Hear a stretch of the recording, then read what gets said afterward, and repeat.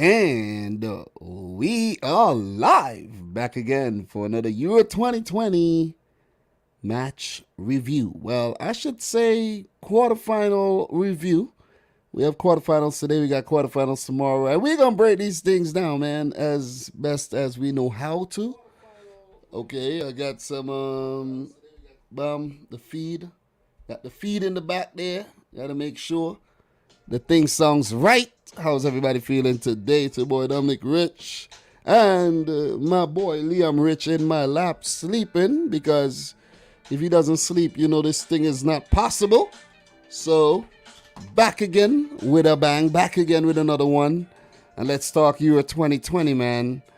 What another brilliant day of football we had. A lot of twists and a lot of turns, and some of us got our predictions right, and some of us got them wrong. I got one wrong, and I got one right. So, I feel too bad about that, but yet again, very, very, very disappointing by Belgium, man. Belgium has to be one of the most disappointing teams of all time. Literally, and this is no understatement. They just, oh man, how good they look, how good they are even on the field. But come on, man. You see what I'm saying? When are you ever gonna win something? When are Belgium ever going to win something? Seriously. But big up to everybody in here right about now. Dupe, John S, Ricky Swift, Barack Obama in the house, Mustafa, Thriller, Hail BNG, Bada Bing, all of y'all in here right about now. How's everybody feeling, man? You know, Switzerland versus Spain. Spain goes through 3-1 on pens. Italy, Belgium, Italy prevail, and Italy are through to the semis to face Spain in what has been the most frequent matchup in European history. Italy versus Spain. World Cup 2006 champs, World Cup 2010 champs, two of the most prestigious international teams of all time will face each other in a marquee semi-final affair on the tougher side of the bracket. And that will be the final game on that side of the bracket too, because then after that we got the final where one of those teams will meet another from the so-called easier side, where the Czechs play the Danes and Ukrainians play the English. So how's everybody in here feeling today? Big up to the boy Damir Imamicic. How are you feeling, Damir? Thank you very much for leaving some good comments lately. Even if I didn't get to respond, I did see your comments. I've been overwhelmed by comments lately, man. So look, Thriller, you asking a great question here. Does any fault go towards Roberto Martinez? Yes. We're gonna get to it. We're not gonna talk about them first. Big up to the boy Danny Go Club in the house. Danny, are you watching the Copa America? I got the Copa America on in the background over here. Watching Peru versus Paraguay quarterfinal stuff. You know what I mean?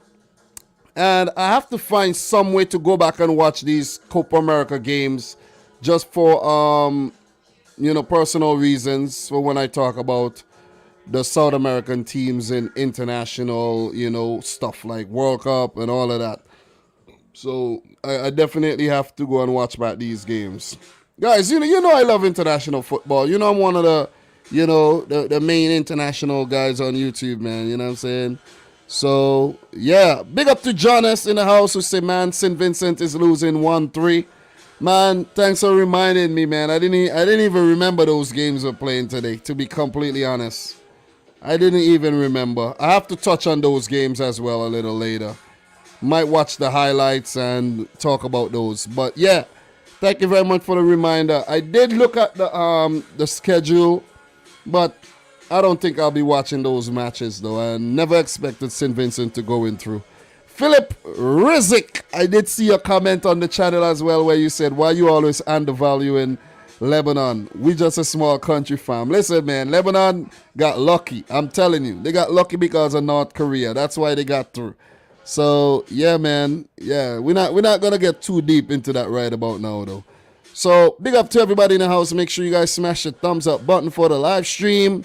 Let's go and let's start. Let's talk about Switzerland 1, Spain 1 after extra time, and Spain 3, Switzerland 1 on penalties. Let's talk about this game, man. 8th minute own goal by Denis Zakaria, shot by Jordi Alba. And Shaqiri with a 68-minute right-footed shot to level things up, take it to extra time. But Spain prevailed on penalties after the Swiss on the day took some horrific spot kicks.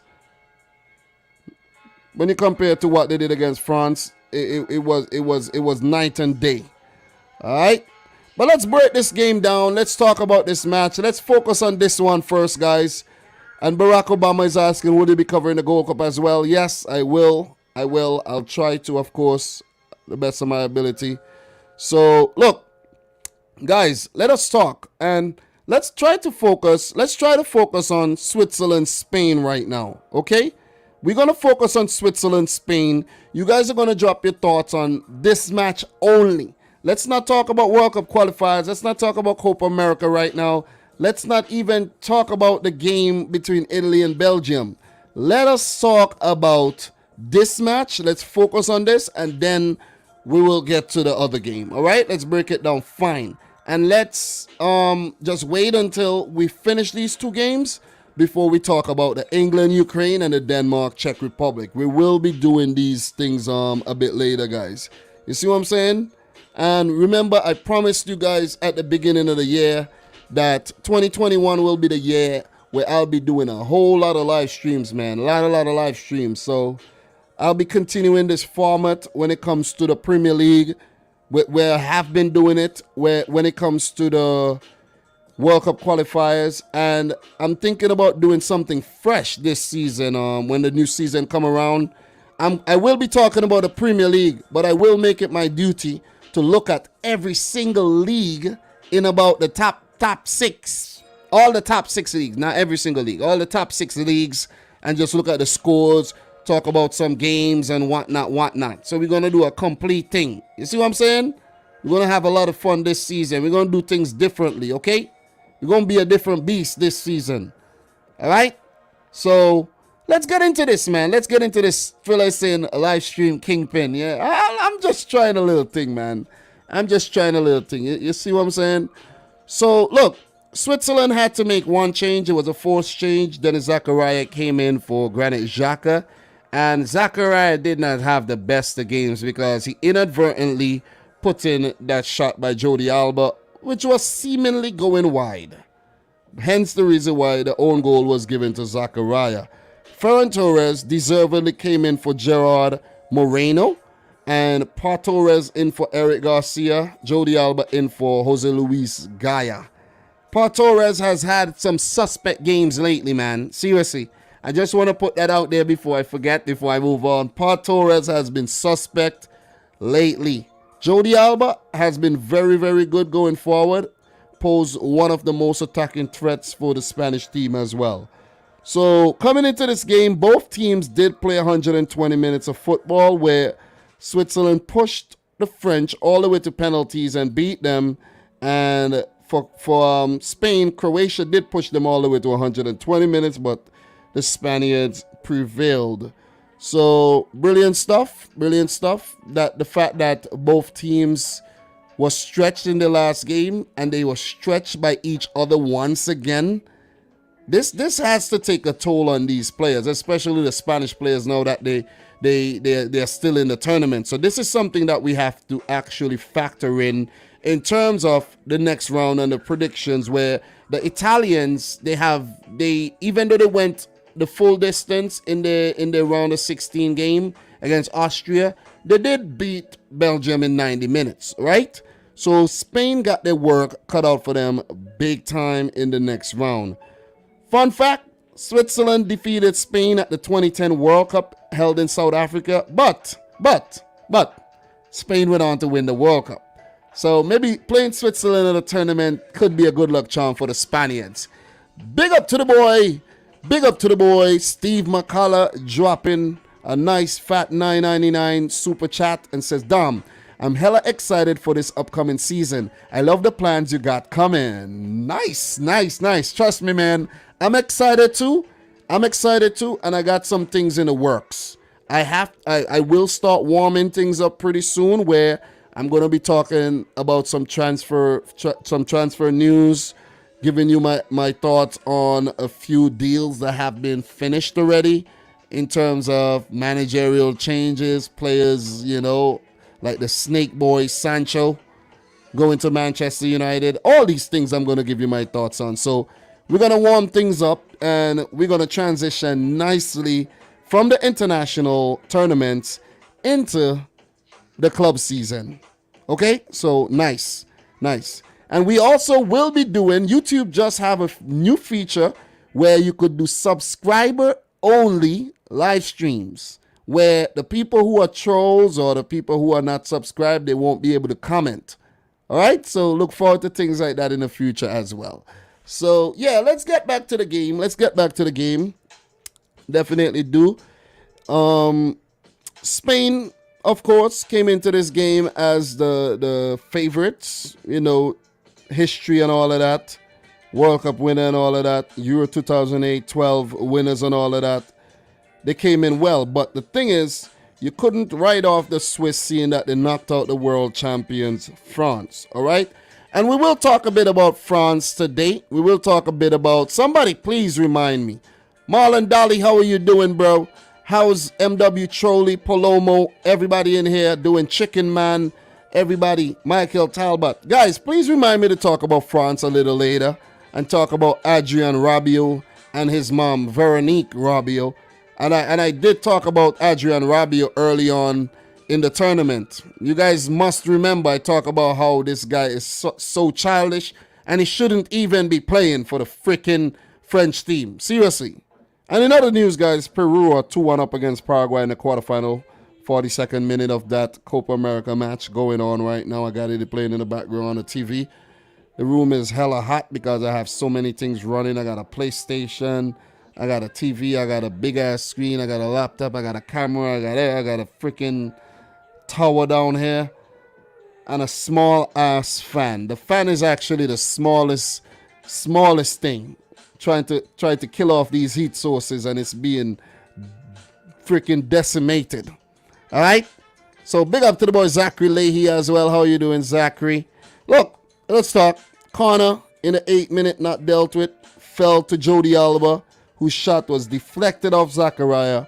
1-0 bright start for Spain. Exactly what they needed to be in the driver's seat to actually let the Swiss chase the game. But I didn't write off the Swiss when they scored, when they conceded, because we saw what they did against France. They were ahead. They had a chance to go 2-0 up. They didn't. They fell 3-1 down and fought themselves back into that game and went on to win the game on penalties. So you couldn't even write them off at that time and point, and they proved us, people like me right, that they weren't out of the game as yet. But for Spain, it just was supposed to be game management from then on, and trying to just protect that 1-0 lead and possibly get a second goal. And as we know, that second goal never came. There was a 17th minute free kick like Koke blasted over. That was another brilliant chance, not taken. And we also have to note that for the Swiss, you got to give them some credit here, because they're the team that has traveled the most at the tournament, where they went to Baku on a few occasions. So you got to give it to the Swiss, man. Valiant effort despite losing to Spain. So, and the other thing for Spain too, they have been playing their matches at home. So that's another advantage by the Spaniards. Playing at home, not a lot of travel, very comfortable. And they have gotten better as the tournament progressed, where they scored 5 goals in their last games there against Slovakia and against Croatia. So one thing that hampered the Swiss early on in the match was a 28th minute injury to Breel Embolo, who is a type of player that would run in behind and who would take on defenses, unlike Haris Seferovic. And Embolo is also a creative force for the Swiss. And when you get him taken out of the game early like that for injury.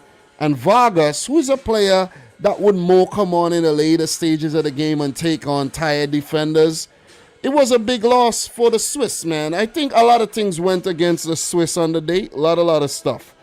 So there was a header in the 25th minute by Azpilicueta, well caught by Jan Sommer. And Spain continued their domination in the game.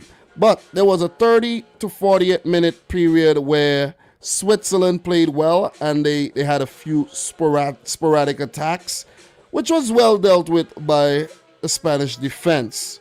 And there was a Shaqiri corner where Sylvain Vidmé headed the ball over. So that was a chance after a very, very good period of play. So Spain doing well to hold the lead. And I have to say, you got to give credit to Aymeric Laporte. He has been a mainstay in their team. And you got to, why you got to give him credit? Because he just joined up with the team before this tournament. And the fact that he has been the only constant in the defense where he has never been dropped, you got to definitely give him credit. And he's one of the reasons why Spain are in the semis. So big up to the boy Laporte, Man City's very own. And it's not only because he is a Man City player why I'm giving him the credit here. You guys know I'm going to get on these Man City players when they're not playing well. You see what I'm saying? Like Rodri, who missed his penalty. Okay? So no bias here at all. Not a single piece of bias here. 1-0 to Spain at halftime. Them in the driving seat. The Swiss still has to chase the game. Spain, game management, key. And they kind of, I think Spain kind of, after the first, let's say, 10 minutes of the first half, they kind of fell asleep a bit. You know, they brought on Olmo for Sarabia. I think Sarabia has had a good tournament. And the Dani Olmo change was a good change, seeing that Spain needed to get a second goal, which they never got. They definitely didn't. But Olmo came on and looked bright, created a few chances as well. Morata taking off for Gerard Moreno. Man management, bringing fresh legs on the field. Good stuff by Luis Enrique. We could say that now. We could definitely say that now. And there was a chance for the Swiss in the 56th minute where Zakaria headed it wide from a corner. So, look, for Spain, you got to give it to them because at this tournament, guys, I'm kind of distracted by this Copa America where these players are wild, man. They want to fight the refs. They literally want to kill the referee right now for a yellow card. It's actually a red. It's actually a second yellow and he's been sent off. Oh, man. The Copa America, I'm telling you, man. The Copa America, oh, man. It's so violent. So freaking violent, man. Players want to kill each other. That's South American football for you. Play acting, slap on the chest, holding his face, then holding his chest. Oh, my God. This is ridiculous. This is simply ridiculous. You know what I'm saying? He did hit the guy in his chest, but the guy held his face first and then held his chest after. This is ridiculous. That needs to be overturned. That was not a yellow card. Whatever, man. But the Swiss continued to threaten. There was a brilliant breakaway between Steven Zuba and Mr. Vargas. And they linked up very, very well and forced a big save out of Unai Simon. And we will talk about Unai Simon a little bit later in this live stream, though. But the Swiss were heating up. They threatened. And they did get their goal in the 68th minute there. And that was a defensive error by both Torres and Laporte, who kind of got a mix-up and ran into each other's, got into each other's way. The ball bounced off of both defenders and fell nicely. That was to Freuler, who passed to Shaqiri, right foot into the back of the net. But 10 minutes after that, the game changed and the game swung back in the favor of the Spaniards when Freuler was sent off. And I don't think that was a red card offense at all. I really don't think so. I think that was actually supposed to be given a yellow. and, leave it at that. Because a player went for the ball, genuinely went for the ball, and wasn't trying to actually hurt the opposition player. I don't think it was dangerous play at all. You see what I'm saying? And I think Remo Freuler, the Atalanta man, was wrongly sent off. And that kind of put the Swiss back into their shells. If Freuler did not get sent off and Vladimir Petkovic had a chance to make those substitutions, like bringing on Grovanovic and Mbabu and a few other talented players off the bench, I think it could have been bye-bye for Spain. Seriously, because we saw what happened against France, right? When they kind of fell asleep a bit in the second half, then allowed the very spirited Swiss to get back in the game. I think Switzerland were beginning to turn the screw when the player got sent off. So that red card did not help at all. But you also have to give credit to Petkovic and the Swiss for actually taking the game to extra time and taking the game all the way to penalties to give themselves a chance. And that was game management at its finest, because if you go back at the Croatia versus Spain match, this is what Croatia had to do. The fact that they had equalized against Spain, their only chance in that game was to take the freaking game to penalties, and they did. That was their biggest mistake. If we look at the substitutions that was made going into the extra time period, guys, we would see how the game was managed and how Vladimir Petkovic deserves some credit here. Luis Enrique also deserves some credit. Definitely deserves some credit. So you see Fashnot coming on here for Steven Zuba, just fresh legs. You could see Llorente coming on for Koke. See that? Just swap, straight swap. Oyarzabal, the man who took the winning penalty for Ferran Torres. Similar style of players. Very, very good. Very, very good. You see that? Kevin Mbabu, Vidmir. So both managers deserve the credit here. Fabian Shaw coming on for Dennis Zakaria. Zakaria did not have the best of games. He tried, but that won't do him well at all in terms of his stocks in the transfer window. Not at all. Thiago Alcantara brought on for Pau Torres. Well, this was more of a move to maybe manage the game more than actually win the game, to be honest. Because we know Thiago just loves to pass the ball sideways more time than often. A few incisive passes, but, mostly sideways passing by the Spaniards. Pedri for Rodri. I don't think this was actually the best move. Because Pedri, you play him 120 minutes and then you take him off. What are you saying? He's not that good at penalties? Well, Rodri isn't much better at all. You see what I'm saying? Unless Rodri was brought on to see the game out and take it to penalties. That's the only other way I could actually see this one. But it wasn't much to talk about in terms of the, the extra time period. Apart from the Spaniards had a lot of chances and Jan Sommer came up with a whole lot of saves. That was basically, the story of the day.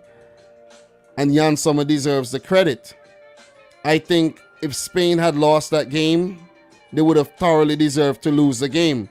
Because all the chances that they created, they should have at least finished the game within the 120 minutes. So you got to definitely give it to the Swiss. You got to give it to Jan Sommer. You got to give it to Vladimir Petkovic, because that was some valiant defending and game management to take another World Cup winner all the way to penalties. But this time wasn't able to do the job. And I must say it was the worst set of penalty taking you could ever see by some professional players here. Busquets took his penalty first, hit the post. I was like, oh boy, Spain are getting knocked out. Then Grovanovic scored, and I'm like, yeah, proves my point. Dani Olmo put away his, but Fabian Shaw, that was a horrible penalty, man. And then Rodri came up to also miss his penalty. So at that point, it was 1-1, with Spain taking 3, advantage for the Swiss. And then Akanji missed his penalty. Horrible penalties by Fabian Shaw and Akanji. Then Gerard Moreno put his away. And then with Spain, with the Swiss, just to get get back level.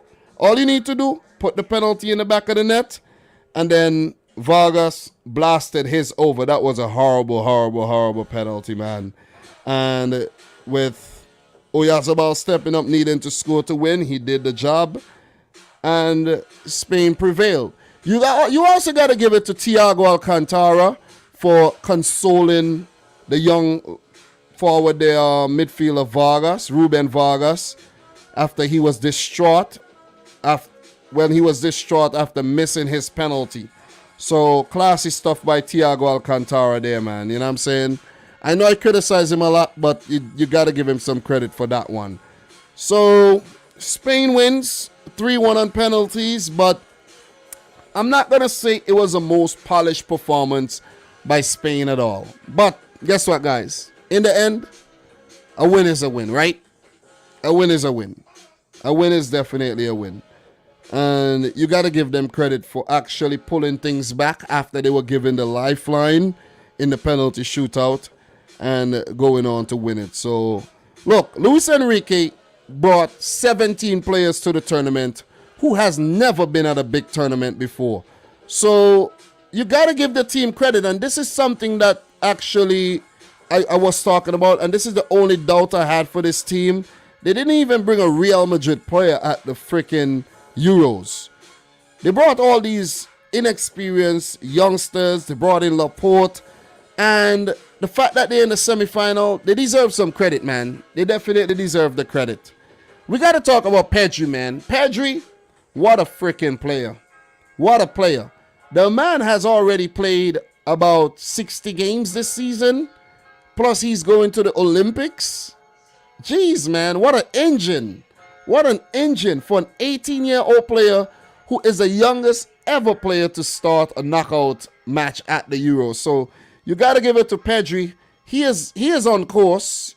I think Pedri is on course to win best young player of the Euros right now. Pedri. Unless maybe somebody from England like a Saka or Mikkel Damsgaard or one of them other guys have something else to say. But right now, it's Pedri, man. It is Pedri. Ferran Torres also up there, but it got to be Pedri, man. It got to be Pedri. You see what I'm saying? So what do you guys have to say in the chat? Big up to everybody. Make sure you smash your thumbs up button for the stream.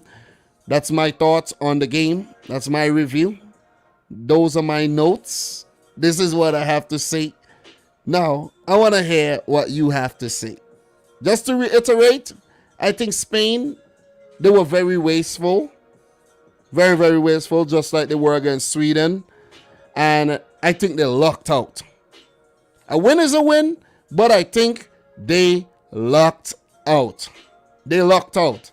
Because the horrible penalty taken by the Spaniard almost came back to bite them, where they had missed the last 5 international penalties they had taken. 2 at this tournament alone. Okay? So look, Saihati says, Busquets smile after the miss. What else could you do, man? What else could you do? Jonas is saying some deserve man of the match. I agree with you. I agree. I almost said that. I almost said that when I was talking about Jan Sommer. Big up to the girl, A-Bob in the house. A-Bob, you know my mind ran on you the other day. I think it was yesterday. And I said, God damn, where has A-Bob been, man? A-Bob, how are you just leaving us like, you just abandon us like that? Come on, man. We need your presence in here. You see what I'm saying? We need your presence in here. But thanks for coming through, though. Thanks for coming through.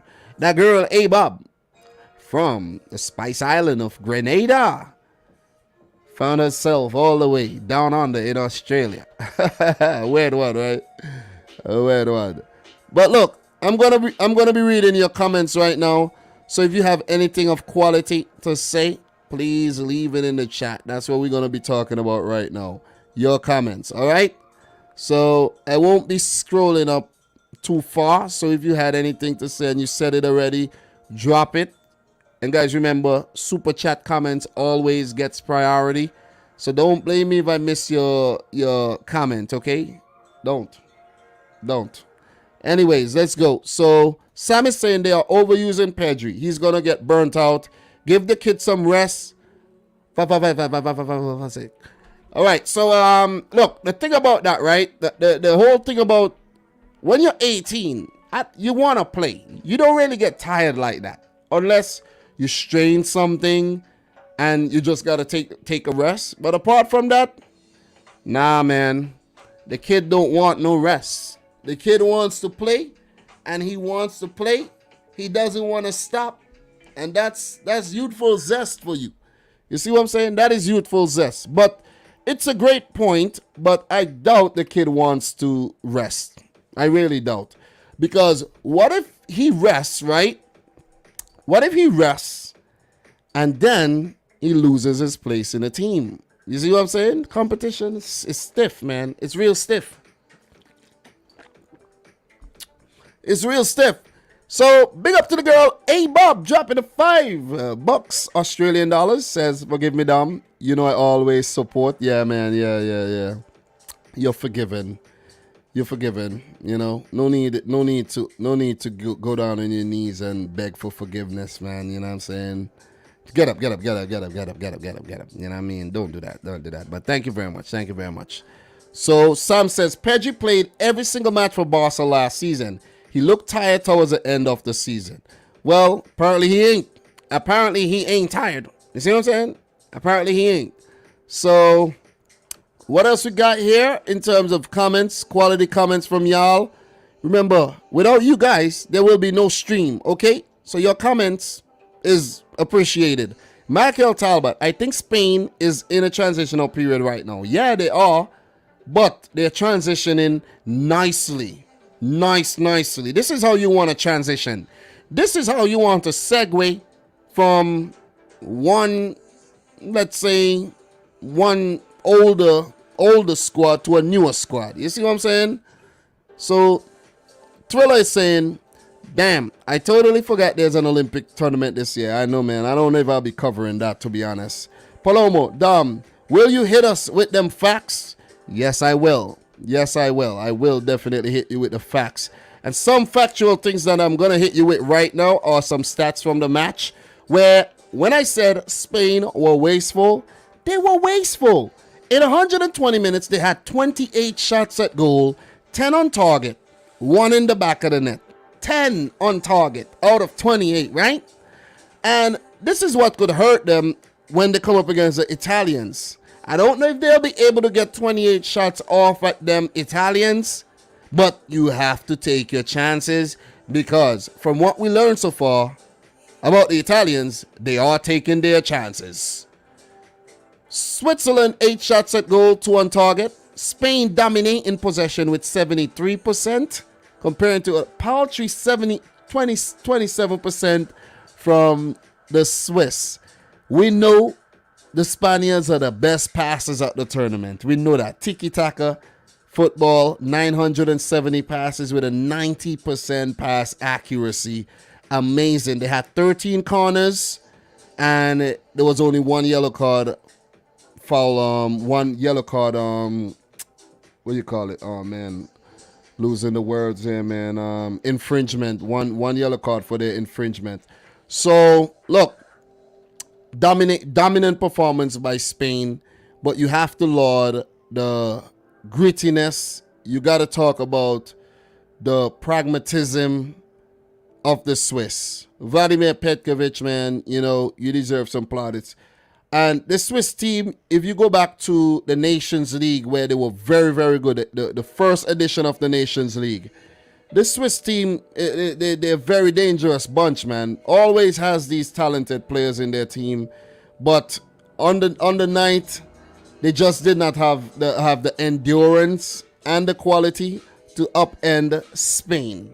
What else are you guys saying here, man? Talk to me. What else are you saying in the comments here? So, what we got here? Jonas, Haiti 5, St. Vincent 1. Yeah, man. Thanks for the updates. But I expected this one. Haiti will be in the Gold Cup. St. Vincent won't. This is not a surprise at all. Not a surprise. Sam is saying if Pedri improves his physique, he will improve much more. Look, we got to remember the man is only 18 years old. Look at Ferran Torres. Ferran Torres has been getting a little, bulkier over the last couple months. So you gotta give it to him for that. So just give Pedri a little time and he will bulk up. But you don't want him to bulk up too much, you know what I'm saying? Where he's gonna lose a little agility. He will get a little bulkier as time goes by. The man is only 18 years old, man. You see what I'm saying? So big up to Ruben Deco, who is saying, I enjoy the Swiss squad. No one expected them this far, and yet they almost went through again. Quality comment. So we have here, Johnny Longs is saying, if England lose to Ukraine, I will drop dead. Well, listen, man. You better buy yourself a casket just in case, because I'm telling you, you cannot write off any team at the tournament so far. You cannot. You really, really cannot. And big up to Stephen D, who was saying, Italy too strong, proved all the haters wrong. Italy, number one, not Belgium. Italy have indeed proved a lot of people wrong. I didn't predict them to get past Belgium, but they did.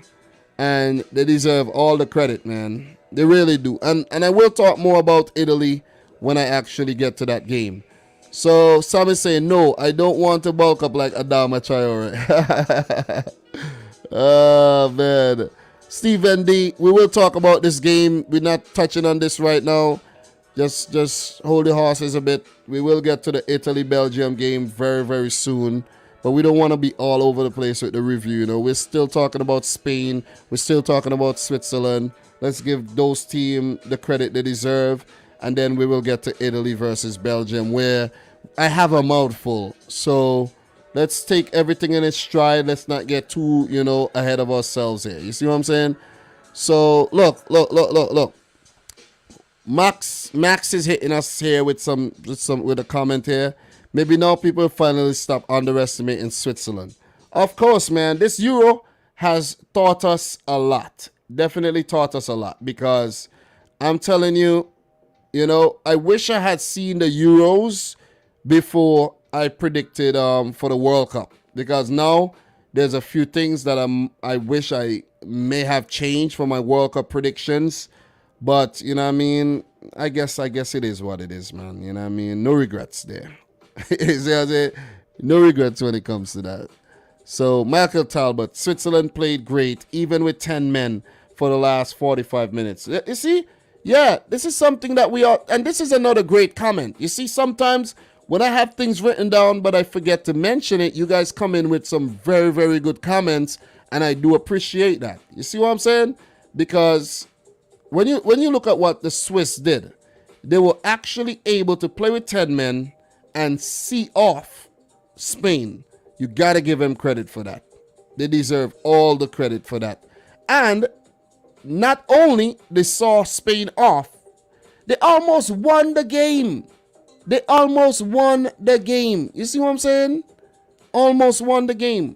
Listen, today's not the most exciting day of European football, to be honest. You can tell by the turnout today. People are not like that crazy about, the Italy-Belgium game. People are not crazy about the Switzerland-Spain game at all. But tomorrow, I think, when England play and when Denmark play, Ukraine, the Czech Republic, we should have a better turnout tomorrow.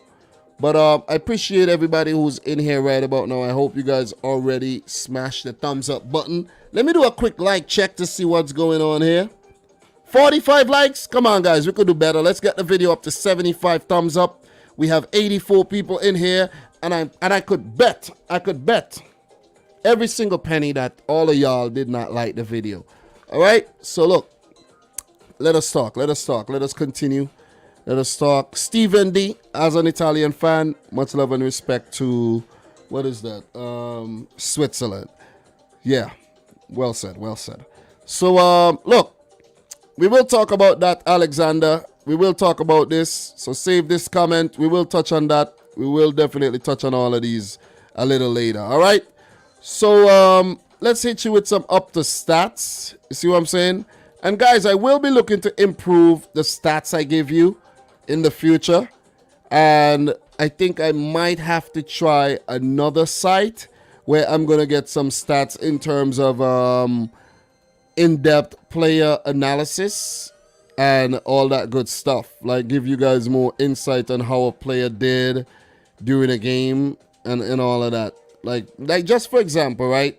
We take a look at what the Swiss defense did, and we have to talk about how brilliant Manuel Akanji and Nico Elvedi has been at this tournament. You also got to talk about Ricardo Rodriguez's performance in this game, where he pulled off a big block as well.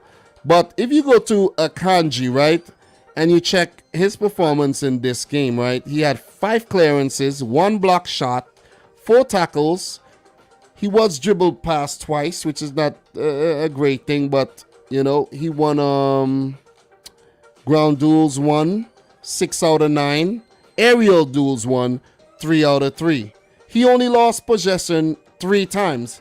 And if you reference to the Belgium game where Vertonghen, Alderweireld, and Vermaelen all lost the ball 8 to 9 times. So I'll be giving you more in-depth statistics like this. You see what I'm saying? Where Akanji had a 93% pass accuracy, completing 38 out of 41 of his passes. 4 of them being long balls. So look, man, look, I'm going to just keep improving. I'm going to just keep, you know, hit you guys with more data and more important stuff. So look forward to that one. But what I will do, I will actually have select players that I, you know, give you more in-depth stats about, not every single player, because that's going to take a very, very, very, very, very long time. But one player I actually wanted to point out was Manuel Akanji.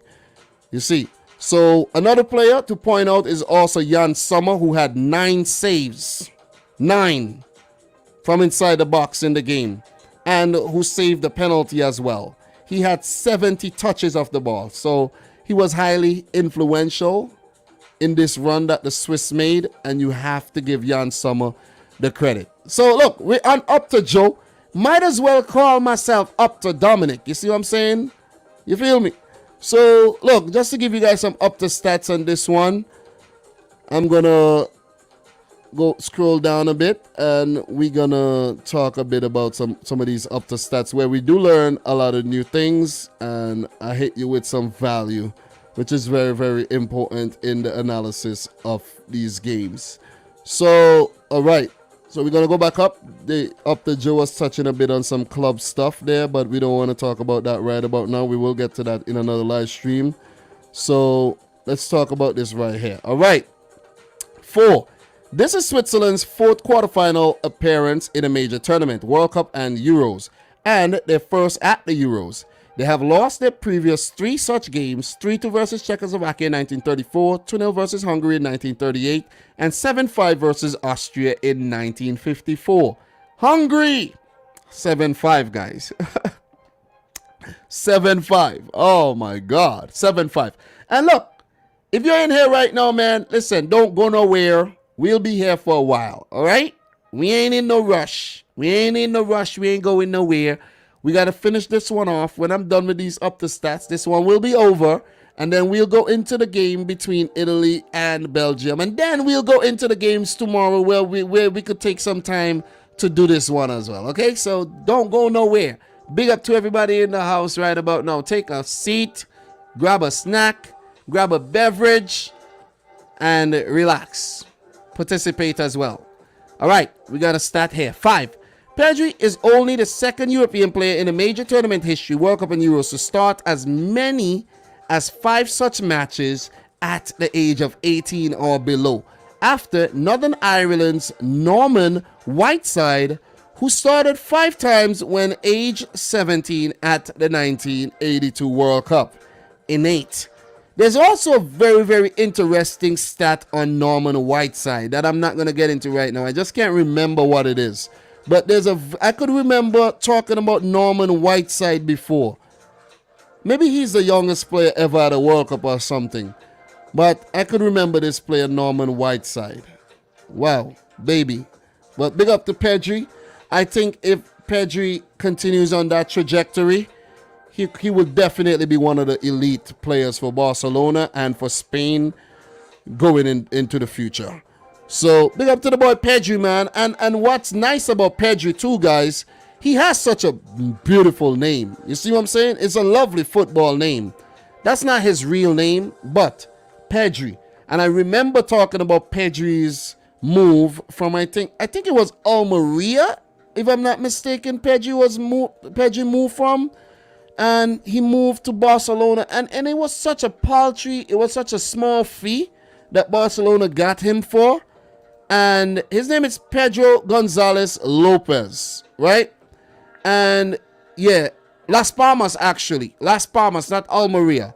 From Las Palmas to Barcelona, it's just the freaking logo I'm remembering in my head. It's similar logos, I think. So, small fee, very small fee, right? They paid 5 million. 5 mil. 5 mil. And I'm just looking at his Wikipedia page right now. And just for quick reference, and the player who agreed a 5-year contract with the Catalan club, who paid 5 million for the deal, which would later increase if he fulfilled various clauses in his contract. I think those clauses will be fulfilled, but god damn, 5 freaking million, 5 mil for Pedri. And look at how much they paid for Trincao. They paid a lot for Trincao, right? You see that? So it's not always the fee. It's not always the fee. Sometimes it's just doing your research, doing great scouting, and that's how you get quality players, man. See what I'm saying? Yeah, Peru, Paraguay 2-2. I missed the goal. They were showing a replay of the goal, but I didn't even realize that's what they were doing. But brilliant stuff, man. Brilliant stuff by Pedro Gonzalez. You know, that's his real name if you're wondering. So look, we got some more. Here. The own goals, man. 10 own goals, right? And as many, I don't even need to read this, as many as all the European championships combined, which is only 9, which is crazy. I'm not even gonna get into this. I don't know what's going on with the own goals this Euros. It has to be the players are tired and the players are lacking mental fortitude. They're making wrong decisions. Because if Zachariah was aware of his position, he would have never even touched that ball. You see what I'm saying? But it is what it is, man. It's done. Maybe what if he had actually blocked it from going on target and did a good job? So we could talk in hindsight right now, but just give him a break. Give him a break. It happens. It already happened 9 times. So look, 8. Since and including the 2014 World Cup, only 4 European players in Ivan Perisic with 9, Romelu Lukaku with 10, Antoine Griezmann 11, and Cristiano Ronaldo with 13 have netted more major tournament goals in the Euros or World Cup than Xherdan Shaqiri. Hype. You got to give it to Shaqiri, man. He always shows up for Switzerland one or two times for his clubs. Not so often. Just 1 or 2 times here and there. You know what I'm saying? So 4-1. Spain have both progressed and been eliminated from 4 of their 8 penalty shootouts at major tournaments, Euros and World Cup, while Switzerland have progressed from 1 of their 3, knocking out France in the last 16 at this tournament. Balance.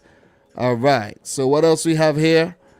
6. Spain are the 6th nation to progress from 2 separate knockout matches of a single European championship that went to extra time or beyond. All 5 previous sides to do so went on to win the competition. Oh man. Ooh. Listen, Spain are looking good. They're made to grind out results, and they're looking good. But it's going to take a lot to beat the Italians. And for the Italians, it's going to take a lot to beat the Spaniards as well. So that'll do it in terms of up to stats. Big up to everybody in the house. Bada Bing is saying Ronaldo won't win the Golden Boot. So right now, he is in the lead. But who's going to win it? Who's going to win it? Let's go back to the European Championship here. Let me see goal scorers right about now. Cristiano Ronaldo. He should be on top in terms of the goal scoring charts with 5 goals. Indeed, he is. And we have Emil Forsberg with 4, Patrick Schick with 4. So Patrick Schick has an opportunity to pass that one. And he is the closest. is indeed the closest. So let's see. Let us see, man. Let us see. So Lukaku, Benzema, Forsberg, all out the tournament. Only Schick survives. I would love to see Schick actually get it, but I predicted Denmark to move on, so he might not win it. You see what I'm saying? Unless Raheem Sterling scores a hat-trick tomorrow, you know what I'm saying? You never ever know. So guys, what are you saying in the chat right about now? Talk to me, talk to me. That'll be it in terms of the analysis of the game between Switzerland and Spain. If you have anything else to add, please let me know. Talk to me. Let me know. Talk to me in the chat. Final time we're going to talk about this game. Polo missing Dom Haiti 6, St. Vincent 1. Oh man, the final score. Listen, it's better they don't even play the second leg, man. They should just give the second leg a rest. Just give it up. Give it up. Give it up. Go home, St. Vincent. See what I'm saying? Just go home, man. Just go home and help clean up some ash or something from the volcano eruption. Seriously. I'm just joking, but the team ain't that good, man. Seriously. And as Miguel Sanchez says, at least they scored a goal, right? Yeah. Just give. At least they did. At least they scored. Oh, man. Not funny. Not funny that way. Oh, there's no second leg. I thought there was a second leg. There's no second leg. Okay. I could swear there was a second leg. No, the second leg was only for the freaking World Cup qualifiers. Yeah. Yeah. I noticed though. I noticed. Just go check my video. I noticed, but I haven't really been up on things in terms of the preliminaries, you know what I mean?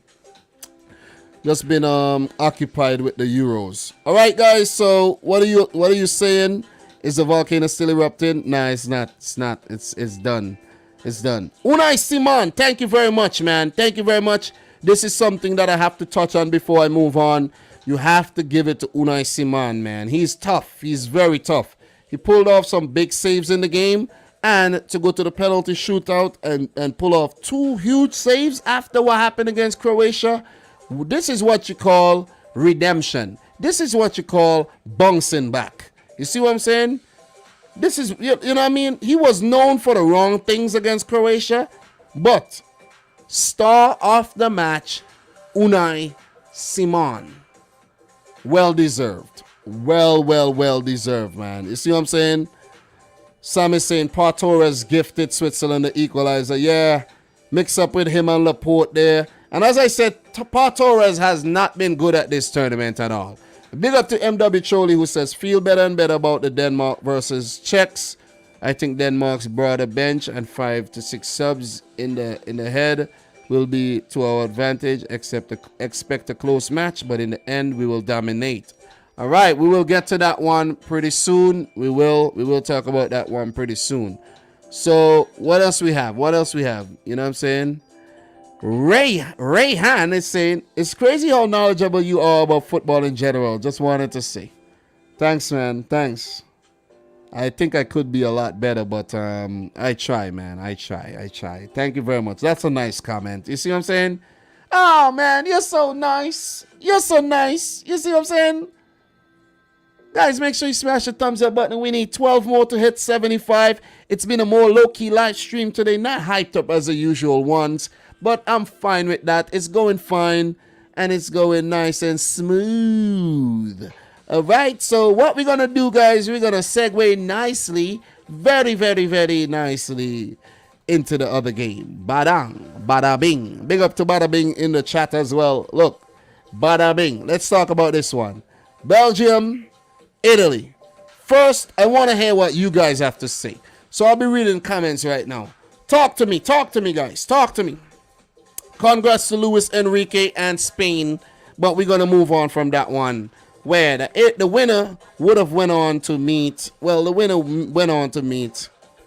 don't know what I'm saying, but the winner went on to meet Spain, and that winner is Italy, with Nico Barella scoring in the 31st minute, Lorenzo Insigne in the 44th, and Belgium pegging one back in the 2nd minute of first half extra time from the penalty spot.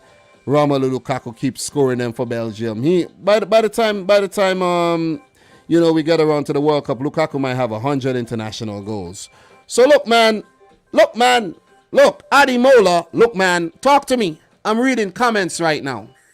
I'm only talking about the Italy-Belgium game. No more about Spain. No more about Switzerland. And Stephen D, this is now your time to shine. Italy playing like kings. Spain is not a bad team, but if Italy play their game, Italy win.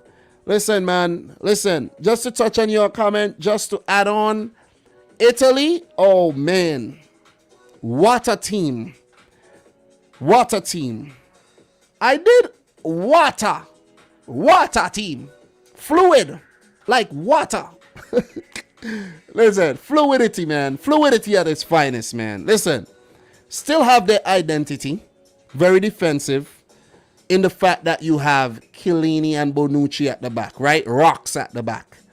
Donnarumma has been phenomenal. Started very young at AC Milan. He's now going on to PSG. But he is well protected, right? And the goal is also well protected by Donnarumma. You see what I'm saying? Get the wordplay?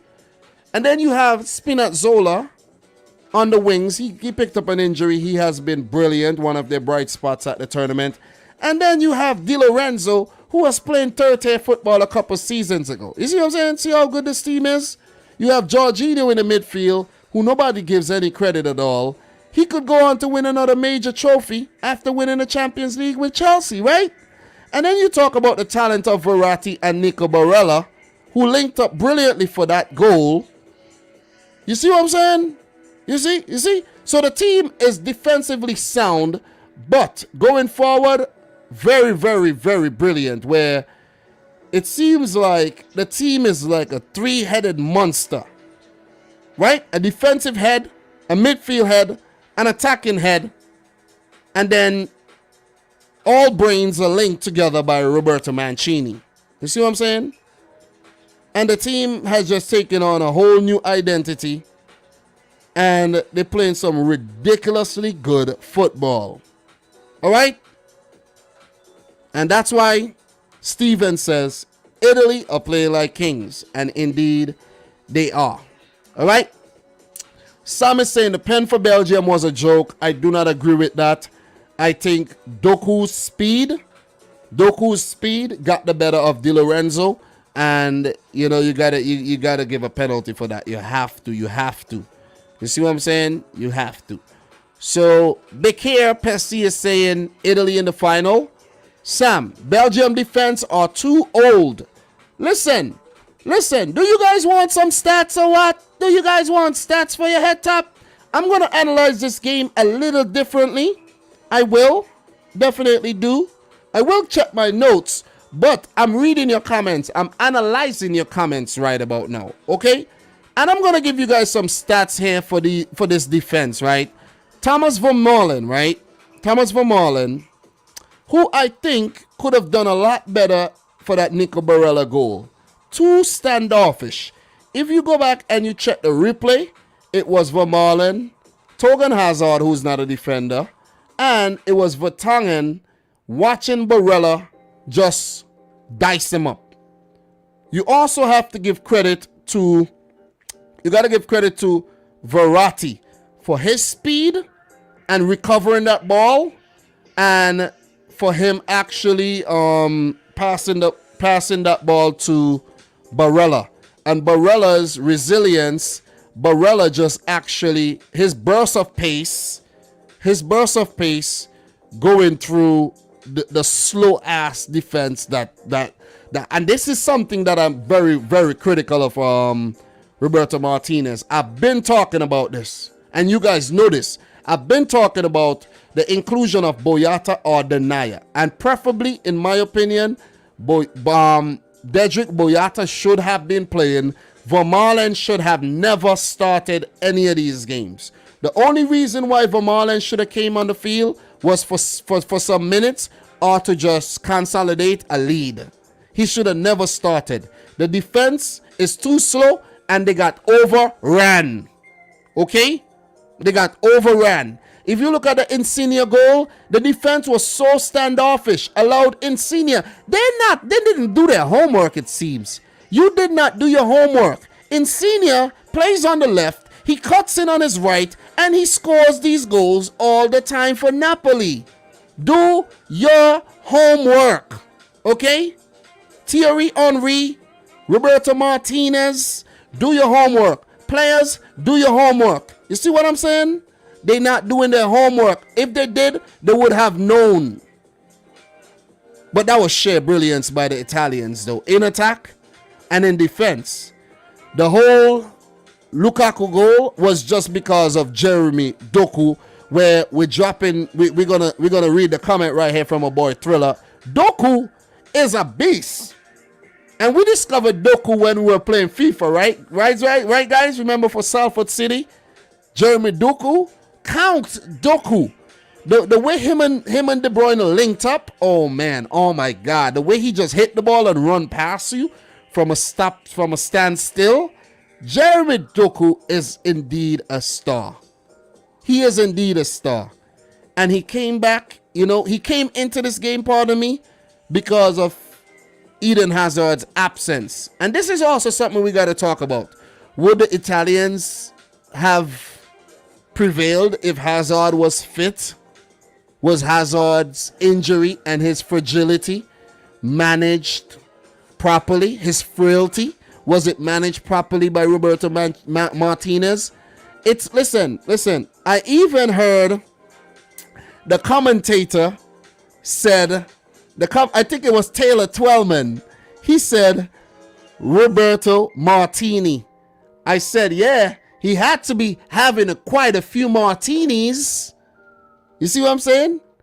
He must have been having a few martinis. And then I was like, no, do not mix his name up with Mancini's name, because he's nowhere close to Mancini's brilliance. This Belgian team has Roberto Martini looking very good. And it's not Martini has the Belgium team looking good, okay? Let's not get it mixed up, please. Please, let's not get it mixed up. We're not going to mix this one up. Because I like that he played Doku, right? Doku had a brilliant game, right? Doku had a brilliant game. And to just give you some more stats on Doku, right? I'm going to hit you. I'm telling you guys, I'm going to improve the freaking analysis. I'm going to hit you with the stats. Listen, the man had 13 dribbles attempted, 8 completed, 8. Probably the most in the game. He was absolutely electric. He was a live wire in this match. He won that penalty. 48 touches of the ball, right? 85% pass accuracy. These are the stats we have to actually analyze and mention. 2 long balls, 2 completed, and he was brilliant, especially in terms of his attacking prowess and his dribbling. But with dribbling, you also lose the possession a lot, where Doku lost the ball 15 times. You see what I'm saying? This is something we have to note. He lost the ball 15, I repeat, 15 times. Okay? 15. Very, very important stat. Very, very important stat. And, I know a lot of players lose the ball because they try to dribble. But this is not something that we have to actually look at in a negative light. What I want to talk about is the dribbles and his ability to get past players. And I think this is why Roberto Martini played him in the game above Nasser Chadli, who cannot even last 5 minutes. You see what I'm saying? Nasser Chadli, bro, I won't be surprised if you're single right now. You can't even last 5 minutes, bro. I'm very disappointed in Nasser Chadli, man. Very talented, but very weak. What a brilliant cameo. You see what I'm saying? Disappointing tournament for Dries Mertens. Disappointing tournament for Yannick Carrasco. And hence the reason why Doku started over those players. All right? Big up to Michael Talbot, who's saying, I love the way Italy are playing right now. Listen. These guys are dressed to impress. You see what I'm saying? They came to the party best dressed. They might go home with the damn trophy. They came to the party dressed up in Armani. What else you think? listen to me. What else you think's gonna happen? Who you think's gonna get all the ladies? It's the Italians. Mamma mia. Listen, it's the Italians. Let me make this a little bigger. This is a little too small. Look, it's the Italians, man. You see what I'm saying? They dress to impress, man. Big up to the boy Thriller for dropping a $5 super chat who says, Doku's 0 to 60 miles per hour acceleration is like a Tesla Model S Plaid. Tell me about it. Tell me about it. The man is so damn good. So freaking good, man. So good. And, you know, he is definitely better in real life than he is in the game. Gotta say that. Gotta say that. So, just to hit back with some comments. Let me see what you guys are saying in the comments here. I'm reading comments. Remember, I'm reading comments. You guys' involvement is very, very, very important, okay? So, what else we got here? Zachary saying red card was atrocious. Are you talking about the Swiss game? The Swiss game? All right, Lucas Werme. Lucas Werme is saying, feel so bad about Spinazzola injury, crying. Yeah, it's kind of sad. It's really sad. It's really sad what happened to Spinazzola, though. Very, very sad, because the thing about Spinazzola is he has been clocked as the fastest player at the tournament. He got star of the match in the first game. He has been very, very solid for Italy at Euro 2020. And now, with him out, it could actually be an Achilles heel, where the Italians have been struggling with their fullbacks with Florenzi out and now, you know, Spinazzola. So now with Emerson, who's not as good, let's just keep it real. I'm not saying he ain't decent, but he is not a number one type left back. You know what I mean? No disrespect to Emerson, but Spinazzola is better. It could hurt Italy. It may not hurt them much, but it could hurt them. It could hurt them.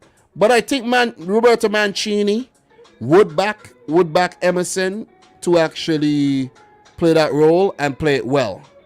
And I think it could actually work out, because he won't be getting into Insignia's way by overlapping. So he'll be doing a lot of defensive work. You see what I'm saying? And he'll be busy with Ferran Torres or Moreno or one of them, whoever starts over on the right there. So thank you very much, Lucas. Quality comment. Bentley Benz coming in with a comment says, yeah, I thought Belgium will be in the final, but Italy played better football than Belgium. That's it, actually. Yeah, man. I think Italy outplayed Belgium on the day. Outplayed. And listen, outplayed. There's no reservations about this right now. Outplayed. And Belgium do not get outplayed very often, where they have only lost about less than 5 of their last 58 games or so. They have been quality. But this Belgian team has been very, very disappointing, to say the least. Are they going to win anything? Are they going to win anything? And guys, I'm going to say this right now. I'm going to put this out there right now. I am not predicting. I'm going to put it out there right now. I am not predicting Belgium to win nothing going forward. Nothing. I've lost my faith in this team. Seriously. I've lost my freaking faith, man. And as Dupe is saying right now with a quality hot comment, make sure you like the stream, guys. How many likes have we hit? Have we hit 75 yet? How close are we to 100? All right. 72 likes and 1 dislike. Okay? Guys, let's hit 75 and then work our way towards 100 thumbs up. All right? I'm pretty sure there's 28 people in here who have not yet smashed the thumbs up button. If you're in here and you dislike the video, turn that around to a like. Okay? You have no reason to dislike the video. I don't know what I said to piss you off, but if I did, I'm not sorry. But dislike, undislike the video. But let's get it up to 100 thumbs up, man. Do it for your boy. Do it for the wonderful football we've seen at Euro 2020. Do it for yourselves, because you guys are an awesome community, man. You see what I mean? I'm reading comments. I'm showing you guys the attention you deserve right about now. Let's talk. Look. Alexander Roca. Why is Vertonghen and Alderweireld still Belgium's central back? They don't work together anymore. Don't have speed anymore. Look, it works, but it's not working at the tournament. And I think this is where let's look at how we're gonna analyze this thing, right? Just look at how we're gonna analyze this thing very, very nicely. This is what Belgium needs to work on. Guys, I'm talking about this, and Peru just scored a third goal, a deflected shot, and the Paraguayan manager goes wild. What a way to go in the lead. Wow. But anyways, Belgium has to work on their defensive stock. They got to look at what they have in defense, and they got to work on getting some quality defenders in this team. This is what they need to work on. All right? Because if you look at the track record of Vertonghen, the track record of Alderweireld at their clubs, Tottenham Hotspur and now Benfica, where Vertonghen did not win with Benfica. Maybe he's a bad luck charm why Benfica lost to Sporting. But Denaya is not good enough. I like Boyata, but he's not like highly rated or nothing. Vermaelen is washed. I don't even know how he made the squad. Belgium needs to get some quality defenders in their team. Okay? Leander Dendoncker was trash in the earlier games. Literally trash. This is the Achilles heel of this Belgian team. In crunch time, they do not show up, and their defense, not good enough. Always looking for the attack to bail them out. Remember the World Cup game against, what was that? Round of 16? Round of 16 against Japan? Remember what happened? Come on, man. You know, this is something that they need to work on, and it's going to cost them in the future as well. So, Paloma is saying Italy versus Belgium, battle of the Robertos. Yep. Roberto Martini and Roberto Mancini. Or you could say Roberto Manchinez. I don't think Roberto Mancini would want to be associated with Roberto Martinez at all after what happened to his Man City team against Wigan. Okay? He got sacked after, so I guess this is revenge. Sweet, sweet revenge. Revenge for Roberto Mancini. Oh my God. It took a while, but it happened. I bet you guys wasn't thinking about that one. Let's continue to analyze the thing, man. Chicken Man. Dominic, you predicted Belgium to win, and I told you no, Italy will win. Well, at least I got my Spain prediction right. You see what I'm saying? You can't always get them right, man. That's the thing you guys have to remember. I won't always get my predictions right. You win some, you lose some. All right? Sam is saying Belgium need to sack Roberto Martinez.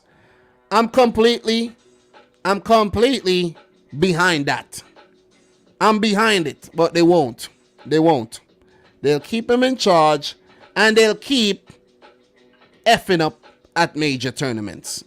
Listen, they're going to walk through qualifiers for the Euros. They're going to walk through qualifiers for the World Cup. They'll do well in the Nations League. But you see, when it comes to the main event, flop, flippity, flop, flop. All right? All right. Okay. Isaiah Paskins is saying Mancini is the better Roberto. And I do definitely agree with you. MW Trolley is saying Locatelli should have played. And it goes back to how talented this Italian team is. The bench squad, the bench strength, I should say, and the squad depth is very deep. It's very deep. Bentley Benz, haha, well said, Dom. What a team. Italy are back. Immobile was bad today. I won't say that. He wasn't involved enough, but I won't say he was very bad. I don't think he was given the service. The guys on the wings actually took it into their own hands. He didn't get enough quality service, in my opinion. You see what I'm saying? But he wasn't that good. So I partially agree. 74 minutes played. And let me see in terms of shots at goal for Immobile. 1 shot off target. 2 shots blocked. So, yeah. No dribbles attempted. He doesn't dribble really. He only had 40 touches of the ball. 40.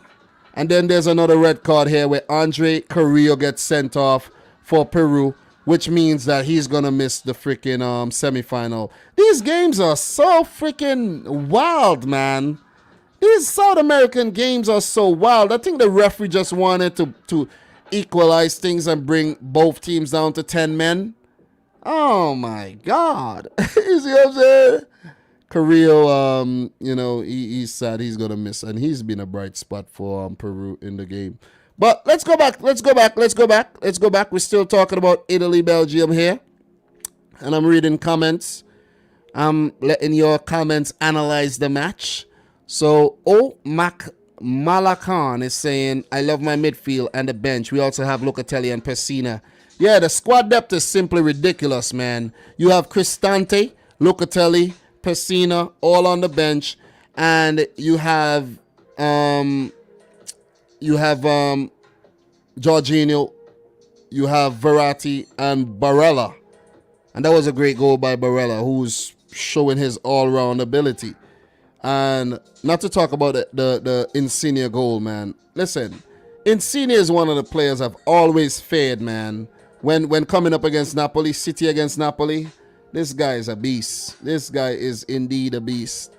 Diminutive in stature, but nevertheless a beast. Just like my boy Thriller from Manila. Dupe saying Doku had an impressive game. I do agree with you, but still aspects of his game he needs to work on.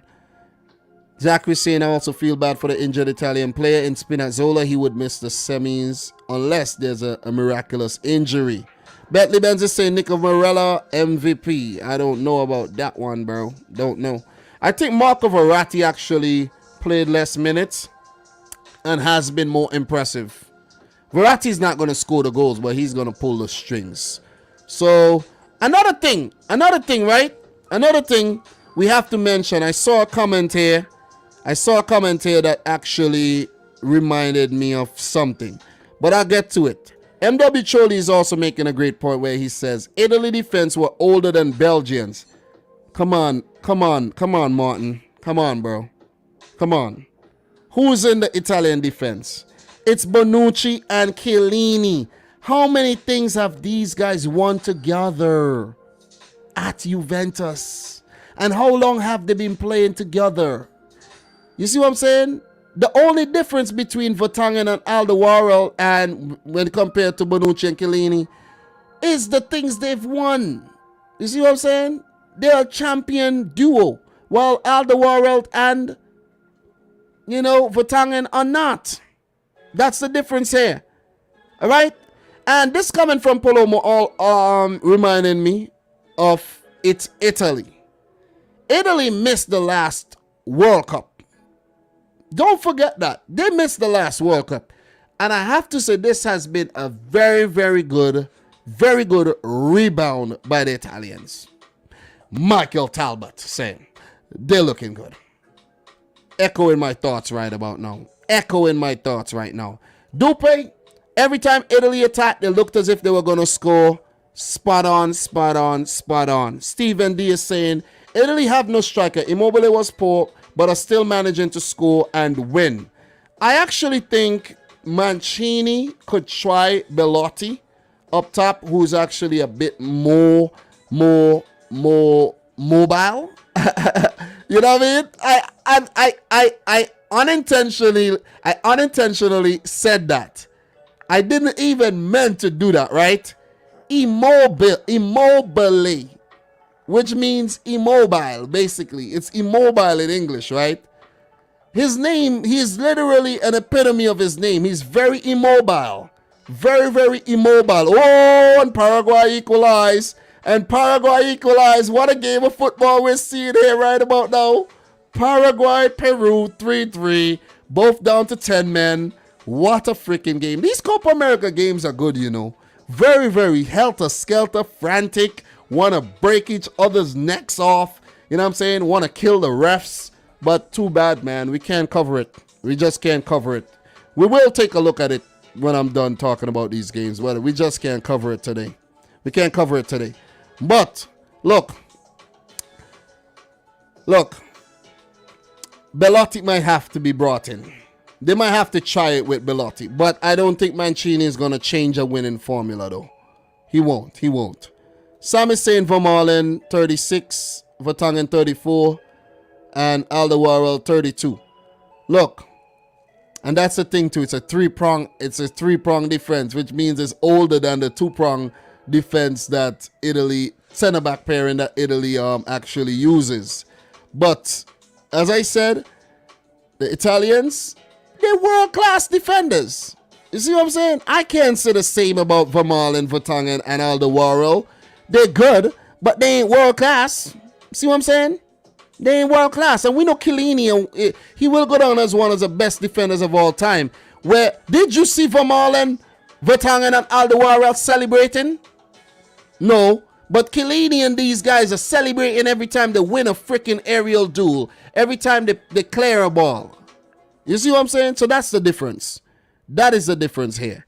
Big up to the boy AD744 in the house. What else we got here in terms of comments? Big up to Stefan Muradali, who's in Pedri. Best young player at the Euro so far. Yeah. He should go on to win it. And Alexander Roca, why is Vertonghen out? Okay. Oh yeah, we did touch on this one already. And what else we got here? Big up to Lucas, who's coming in with another quality comment. I do have this written down. The Spinazzola save with his ass on the line was very, very good. It was. Belgium almost equalized, but if it wasn't for Spinazzola running in to actually put his behind in front of the ball, it would have been 2-2. So, Stefan is saying Vermaelen is better than Boyata in my opinion. I don't think so, bro. Boyata is a bit quicker, and I think Boyata is a little bit more aggressive, and sometimes you need that aggression to close down the play, to throw yourself in front of balls. You see these guys throwing themselves in front of anything? Nothing. And as Thriller says, Vermaelen is washed, man. Listen, he should open a freaking laundromat because the man is washed up. See what I'm saying? He should actually do a commercial for Tide. He's washed. Seriously. Let's go. Let's keep it moving. Let's not linger too much on that one.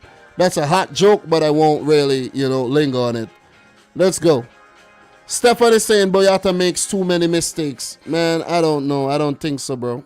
I don't think so. Boyata played well in the game he started. The first game, I think Boyata started. And then what did freaking Roberto Martinez do? Drop him for freaking, for what you call it? Denier, who denies no attacker of anything. Made a mistake that cost a goal. So, you know what I mean? They're lucky Kevin De Bruyne came back and saved the day, but De Bruyne can't do it all on his own. He can't. See what I'm saying? He can't. I think Roberto Martinez made some errors in this game. And I'll tell you the biggest mistake he made in this game.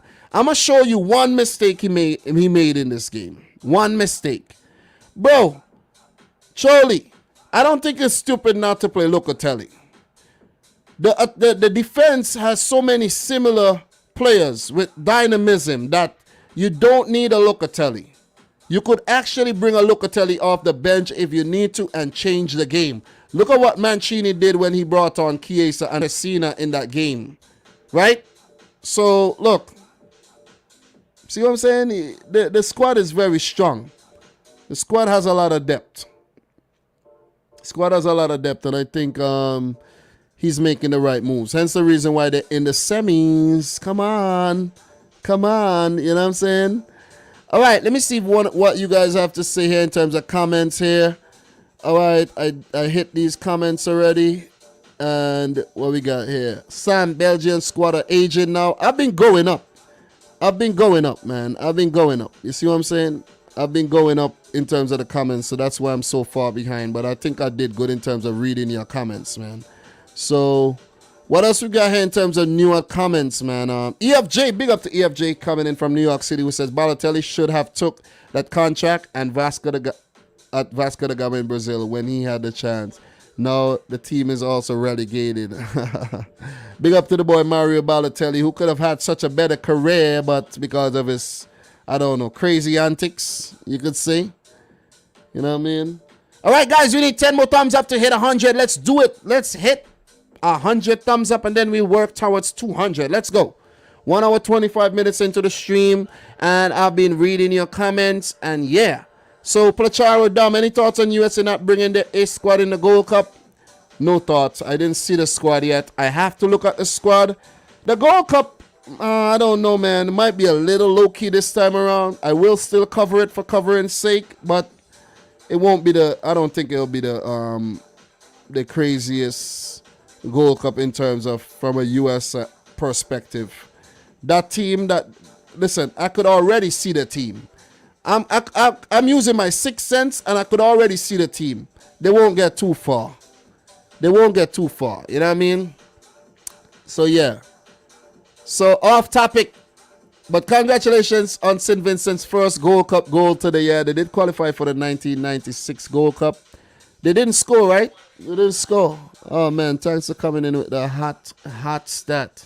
All right, guys. Let's talk about this game for real now. You know what I mean? Let's go back to my analysis of the match. Doku came in for Hazard, and I think Hazard was a big miss for the Belgians. Italy brought in Chiellini. I think he came in for Acerbi, if I'm not mistaken.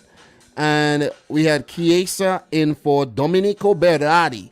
And it goes back to the bench strength, where if you could bring in Chiesa for Berardi, and Berardi has been very good at this tournament, Italy are looking good to go all the way and win this thing. I'm not saying Spain can't do the same, but it's a very difficult tournament to predict now. And if we even go over to the other side of the bracket, it's even harder. You see what I'm saying? It's even more difficult. Very difficult. Italy did score early on in the game through Bonucci, Insignia's free kick, but Di Lorenzo played on Bonucci when he was offside and the goal was overturned. So Verratti picked up a yellow in the 28th minute of the game. And you have to give plaudits to Verratti for actually playing so well with a yellow card for the rest of the match. You see what I'm saying? And not getting sent off. So big up to the boy Marco Verratti. He was taken off later on in the match. And just to give you guys 74th minutes. So he did play a good 54 minutes with that yellow card without picking up another one. So you got to give it to him, man. You know, did get into a little thing there in the midfield with I think it was him and Witsel was getting into it. No, it was him and Tielemans was getting into it. So good stuff by Marco Verratti, who has been very, very, very inspirational for the Italians here. And his work goes under the radar a lot. And just to read out some stats from Marco Verratti, he had 104 touches of the ball. 84 out of 89 passes completed, which means that's a 94% pass accuracy. 3 key passes in the game. 1 big chance created, and that chance was actually put away by Nico Barella. 3 long balls attempted, 2 successful. 1 out of 2 crosses successful. So you got to big up to the boy Marco Verratti, man. You know what I'm saying? He has been very, very influential for the Italians since he came back into the fold after he started the tournament injured. He even had a block shot, 1 clearance, 1 interception, 4 tackles, and it's just brilliant. You see what I'm saying? And for his height, he won 2 out of 3 aerial duels. Maybe he was coming up against Yuri Tielemans there, you know what I mean? 7 out of 13 ground duels won as well. So big up to the boy Marco Verratti, man. And guys, let me know how you liking these extra stats that I'm giving you. Let me know. Let me know because you know, you could be appreciating those stats, or you could be like, why is Dom even talking about these stats right now? I don't even care. You see what I'm saying? I don't even care. You see what I'm saying? So look, Stu Mack is saying Vanquished. Great word, Dom. No Carrasco, Mertens, double swap, overload wide, clueless from Martinez. I'm going to tell you how clueless Martinez is just now, man. Just give me a second. Give me a second. Just give me a second. You know what I mean? Just give me a second. Just give me a small itty bitty second. I'll hit you with it. So it was a very, level game, I should say. 50-50 stuff with Italy having most of the ball. But Kevin De Bruyne had a shot saved by Donnarumma in the 22nd minute. That was a brilliant move by De Bruyne. Brilliant save. Equally brilliant save by Donnarumma. Another brilliant play by the Belgians in the 26th minute when Kevin De Bruyne went on the break. Brilliant counter-attacking football to get past his Italian opponent. And playing Lukaku, who dribbled past the defender to get a weakish kind of shot off. Forced a save out of Donnarumma, who came up with the goods today. So, Italy, right away, after that whole play, almost forced an own goal out of Belgium, but it was easily caught by Thibaut Courtois. And it was a great contest for the first 30 minutes. Very, very good spectacle. Not spectacle. Very, very good spectacle. What's going on with me saying spectacle? I don't know that's not even a word, but good spectacle for Euro 2020 there. And then the goal came in the 31st minute when a quick set piece caught the Belgian defense sleeping, and Nico Barella getting the ball from Verratti after it popped out, not well dealt with by Belgium. It popped out. So apparently, guys, the games at the Copa America after 90 minutes are going straight to pens. Okay, it's going straight to pens. So we're having a crazy penalty shootout here between Peru and Paraguay, right? And first to take is Paraguay. Who is this? Is this one of the Romero brothers? Well, Paraguay to take, Galesian goal, and it's scored. It is scored. Who else is watching this game right now? Who else is watching this game? So look. What we're gonna do right now? Let's just pause. Let's take an intermission here. Intermission from the Euros, okay? Intermission from the Euros. We're gonna watch a little penalty shootout here. Let's just take a small break. This is big. Copa America penalty shootout between Peru and Paraguay. You know what I'm saying? We love pens. We love penalty shootouts. You see what I'm saying? So let's just take a small itty bitty breather here, and we'll get back to the analysis just now. Let's do that. Let's get to woo! Penalty scored. So it's 1-1. 1-1. I know we're not paying the Copa America much mind, but let's give it some love. Let's give the Copa America a little love right there, guys. You know what I'm saying? Just hold on, guys. Hold on. We'll get back to proceedings. Let me drink some water. Let me catch my breath. And we will continue talking about these bum-ass Belgians pretty soon, okay? And talk about how good the Italians have been. All right? Give me a break. So it's actually 1-1. Peru, Paraguay. Paraguay did well to fight back into this game, though. You know? Let's see if they're going to move on. So, what we got here? Number 6 for Paraguay. Steps up and he scores. Brilliant. Nerves of steel. He got ice water flowing in his veins right about now. So, what we got here? We almost got to, we got to 97 thumbs up, man. We need 3 more thumbs up to hit 100. Guys, smash the thumbs up button. This is big. This is big, man. Come on, smash it. We've done well. We've done really, really well today. We've done really well. And this is what I like about live streams, man. Take a break. Let's take a break, you know what I mean? And watch a little penalty shootout. And then we'll get back to it, because another big tournament is going on simultaneously as the Euros. You see what I mean? So Peru to take the second penalty. What are we going to have here? Ooh, and it's a Panenka. Brilliant Panenka by the number 19 player. I don't know all these players that well, but brilliant Panenka penalty, man. Aguero, that's how you take a Panenka. Ademola, look, man, that's how you take a Panenka. That's brilliant. That's freaking classy. Oh, that's Yoshima. That's my boy Yoshi, man. That's my boy Yoshima Yotun. That's some quality there. That's indeed some quality. That's some quality. And guys, don't worry about the gaming streams, man. The gaming streams will be back pretty soon. I'm just, taking it easy, man. I can't overexert myself and kill off the voice. The gaming, I've been very consistent with the gaming channel. So, we'll get back to that. We'll get back to that very soon. Third penalty by, oh, that was a horrible freaking penalty by Mr. Martinez there.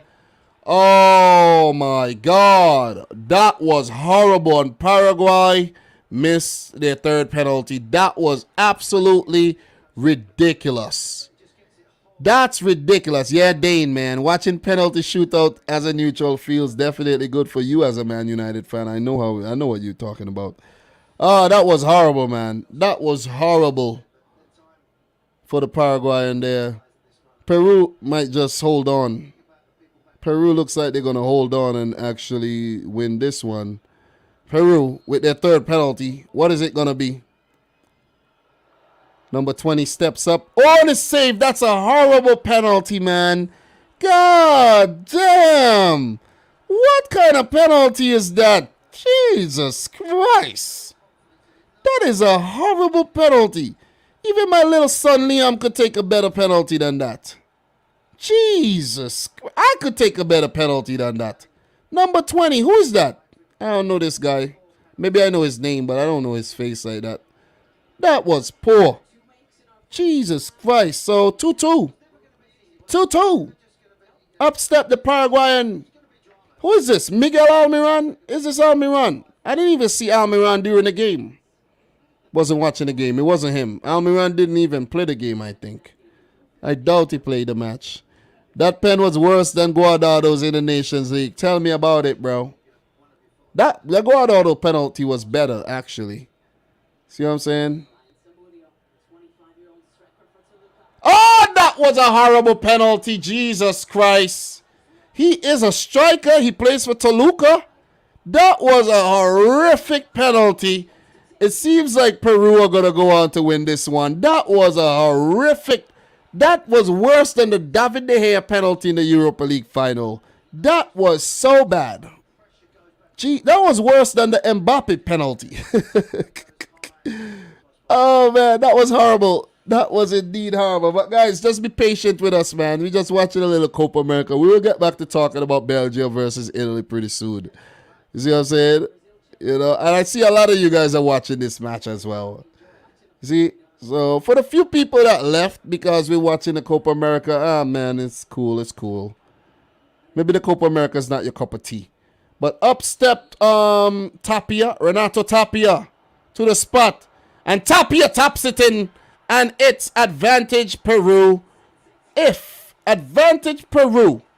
Well, if Paraguay missed their penalty right now, Peru goes on to the semis.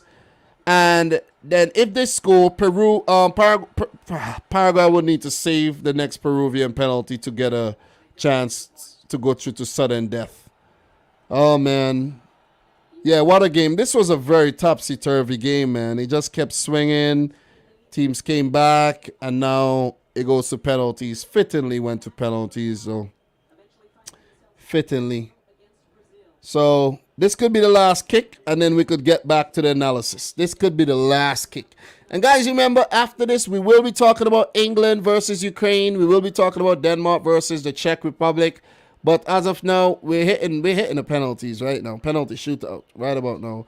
Let me see if they actually have the timeline. Yep. They got the timeline there, right there for you guys. No, wrong thing. Right there.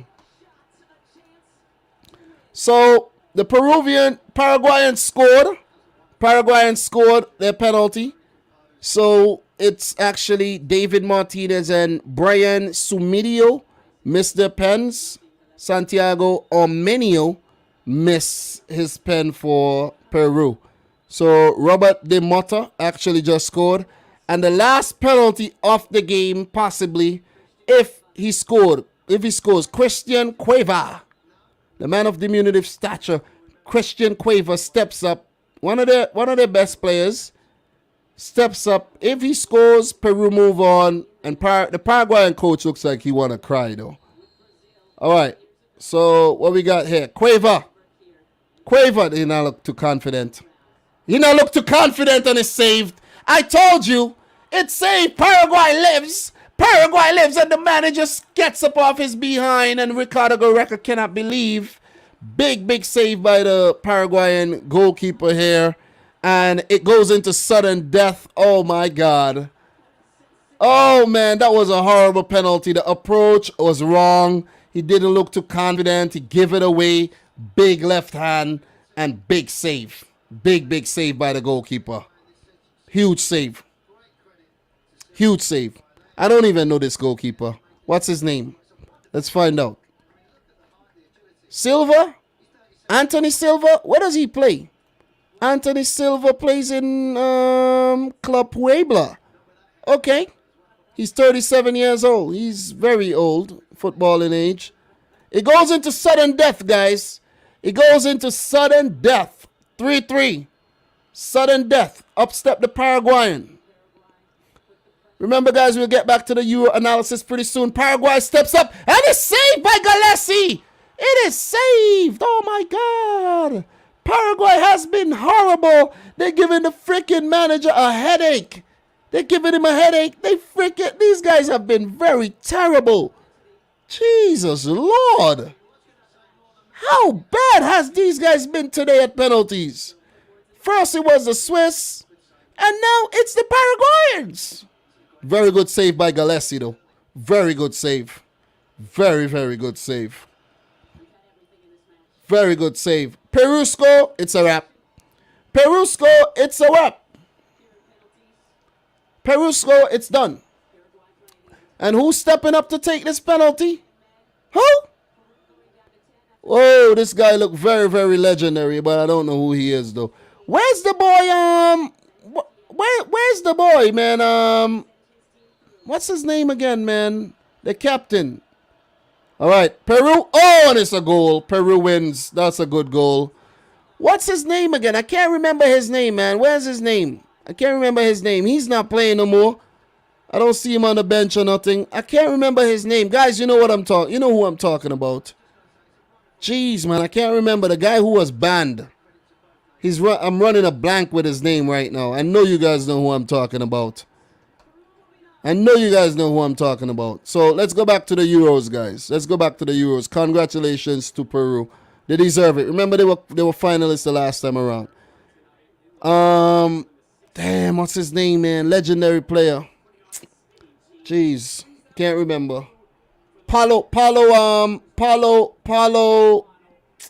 Jeez, man, what's his name? Paulo what? Paulo Guerrero. Angelo Reyes, you're the boss, bro.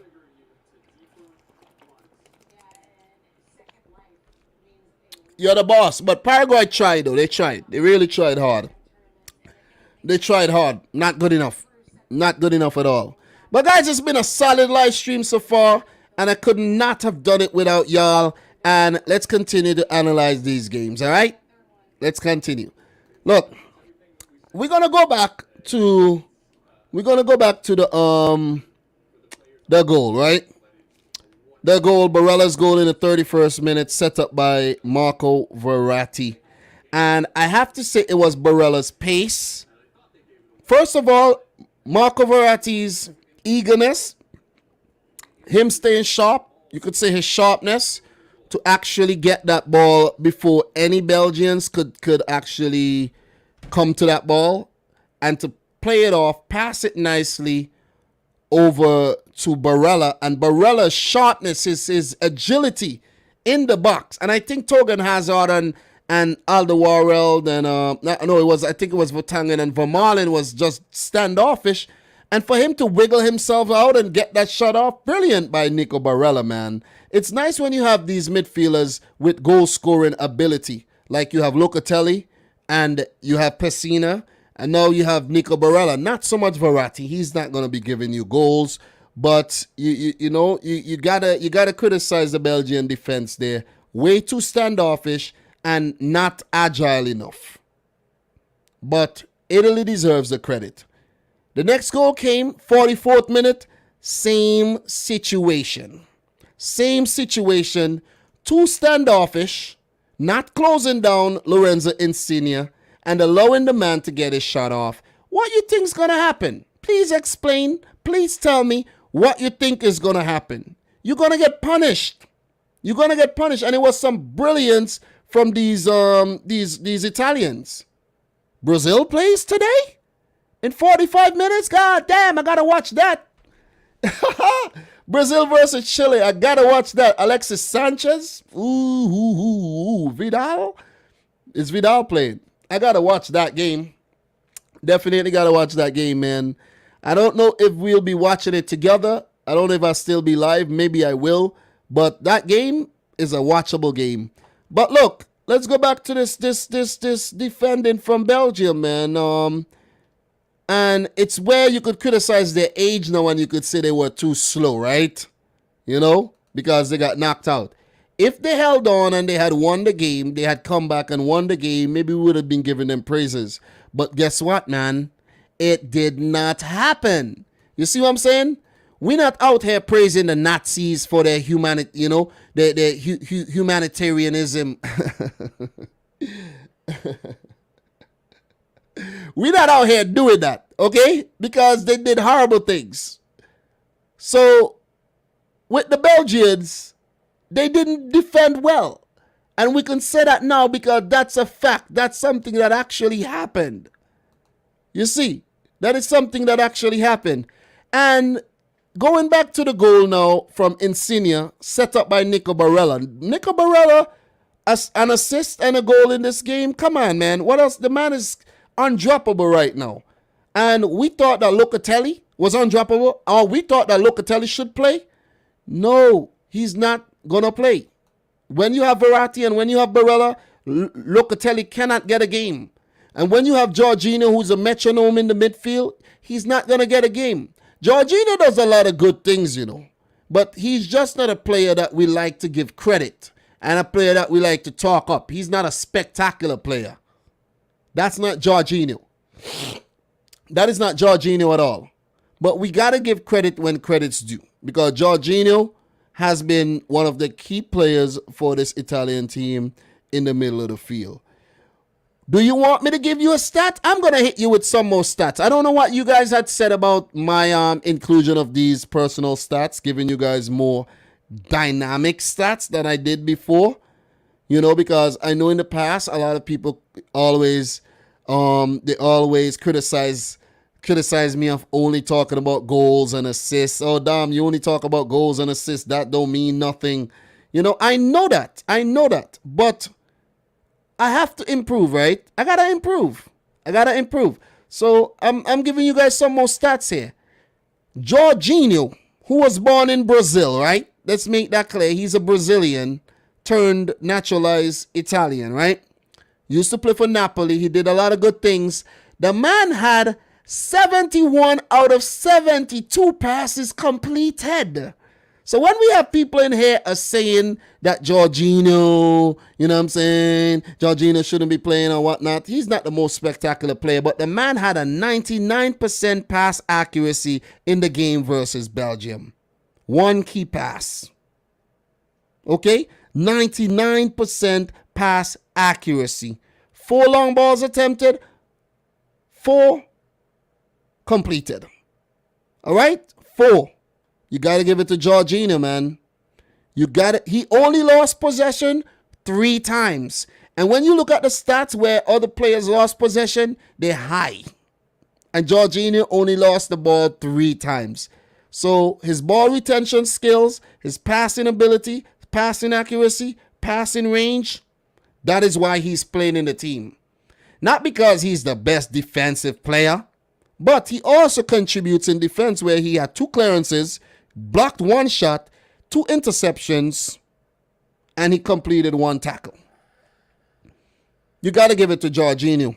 And that is the reason why he has been playing. I think he has played every single game for Italy, if I'm not mistaken. Even the games where maybe he did get rested for that game against Wales. Let me just double check. But I can't quite remember. No, I think he's the only player that has not been rested. So Jorginho is the key man for this Italian team. Okay? Isaiah Paskins, Italy has an enforcer, an organizer, and a line breaker in the midfield. With Locatelli on the bench, Pessina on the bench, Cristante on the bench, even guys like, what's that one name, man? That didn't, what's his name? Pellegrini. Lorenzo Pellegrini would have been one of those players at the Euros if he had not been injured as well. You see? So you got to give it to the Italians, man. And that's the reason why they were 2-0 up, but they allowed Belgium to get back in the game.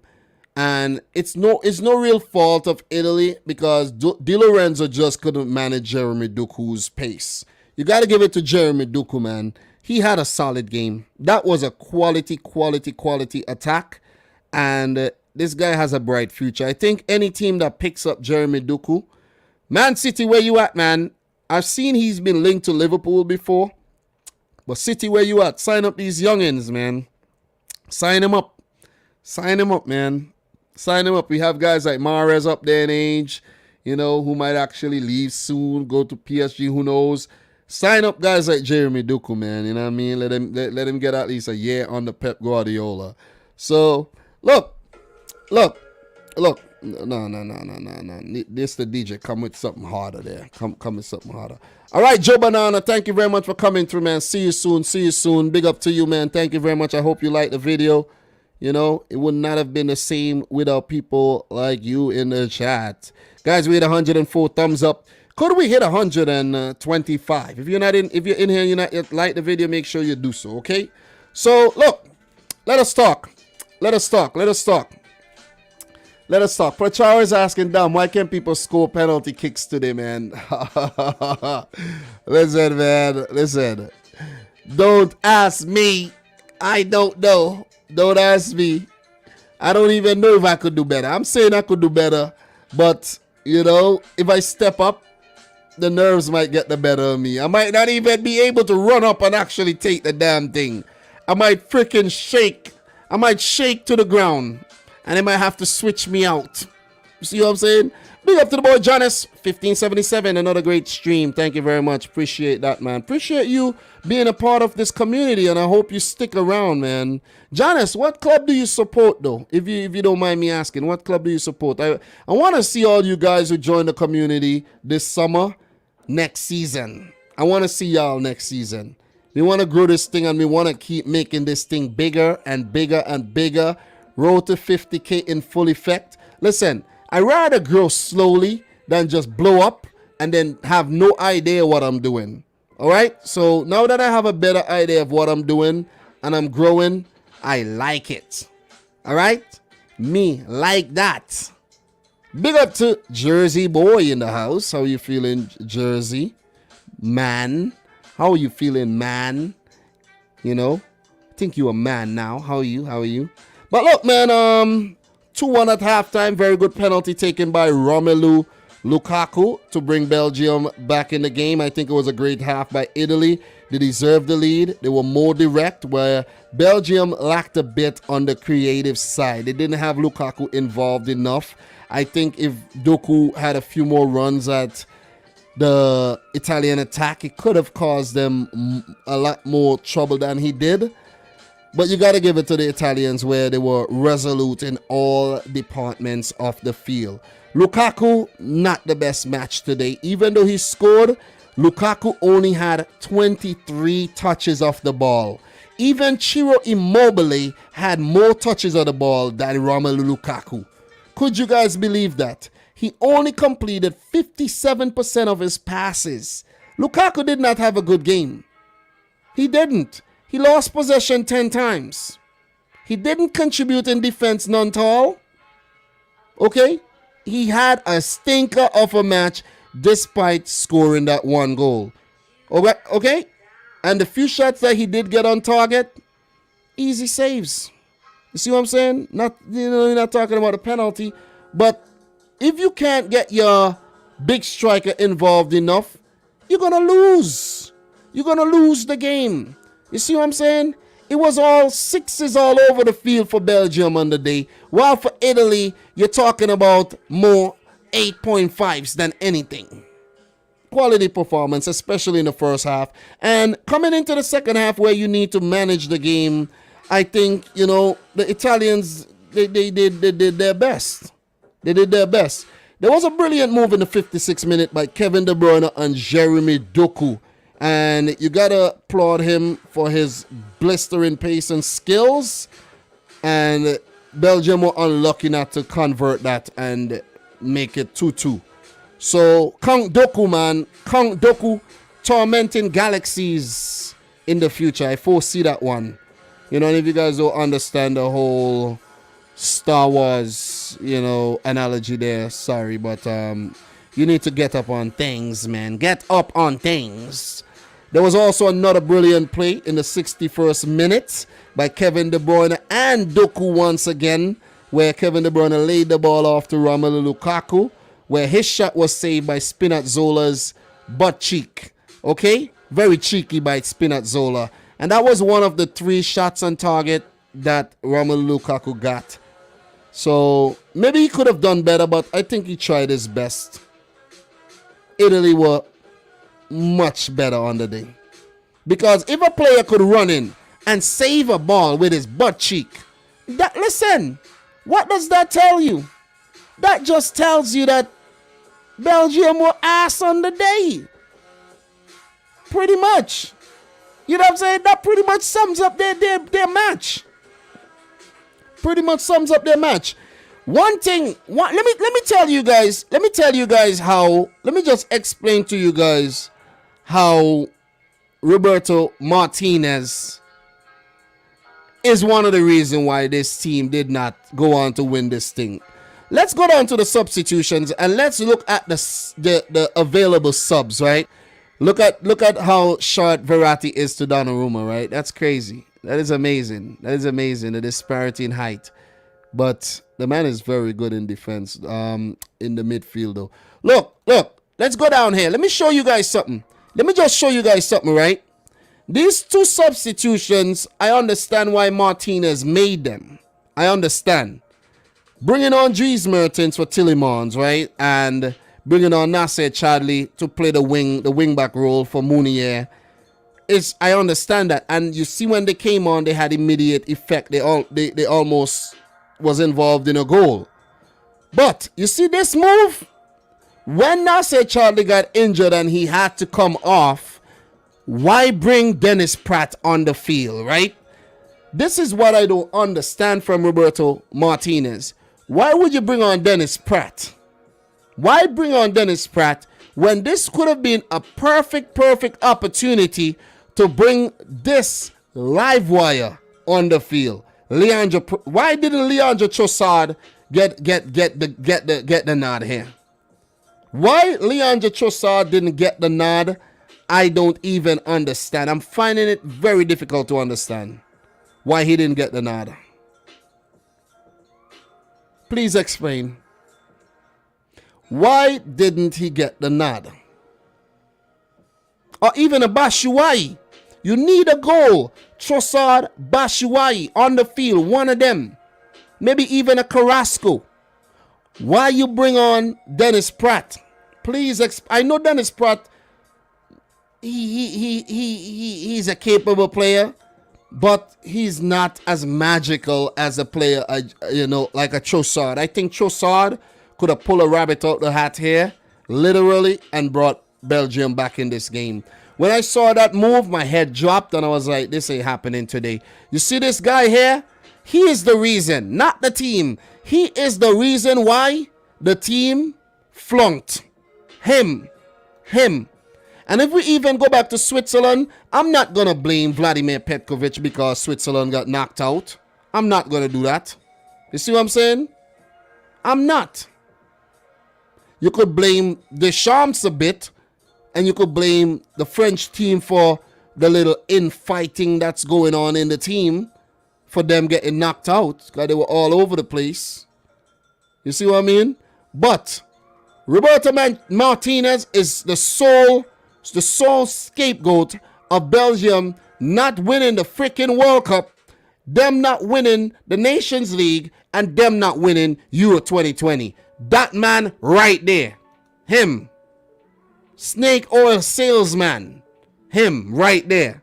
Snake oil salesman. Sell you a dream. Sell you a freaking dream. Belgium, listen, Belgium looks so damn good. Belgium looks so damn good. I would have actually moved to Belgium and become a real Belgium supporter, not one from the US. That's how good they looked. You feel me? And I bet if you trace my roots, my African roots, they go all the way back to Congo DR. I am Belgian. Oh man, I'm just joking, guys. But listen, man. Italy, you did great. You did great. You see what I'm saying? Solid stuff from Italy in the second half, despite a few good chances, a few good moves by the Belgians. Spinazzola, one of the best players at the tournament so far for Italy, pulled up. And that was a big loss, but Emerson came on. Berardi came on for Insigne. And Mancini flexing his squad depth. Actually, you know what I mean, saw the game out. Belgium had a brilliant moment in the 89th minute, a free kick. When De Bruyne took that free kick and you had Berardi encroaching and blocking the free kick and it had to be taken over. Maybe that first free kick was going in. Maybe that was creeping into the far post. And when De Bruyne retook the free kick, it wasn't that good. Belgians vanquished. 5 minutes of extra time. Nothing really threatening. And Italy moves on to the next round, the semi-final, to play España. Italia versus España. What a big matchup. What a big matchup. And I can't wait. I can't wait. And that game will be played. Let me let you know the date for that one. It will be Tuesday, July 6th. Thank God I'll be off on that date. Well, I'll be off in the evening. So, who knows? I might come to you with a watch-along. Would you guys want to watch along for that one? What do you say? Watch along and a post-match analysis schedule separately after that one? Maybe we'll do something like that. Maybe we'll do something like that. Maybe we will. I have a lot of things to do around the house, you know, guys. I really have a lot of things to do around the house, but I've been taking this time to watch the football and analyze the football, you know what I mean? And you know what I tell the wife? I tell the wife, man, at least I make a little money from this, wife, you know what I mean? To help pay a little bills.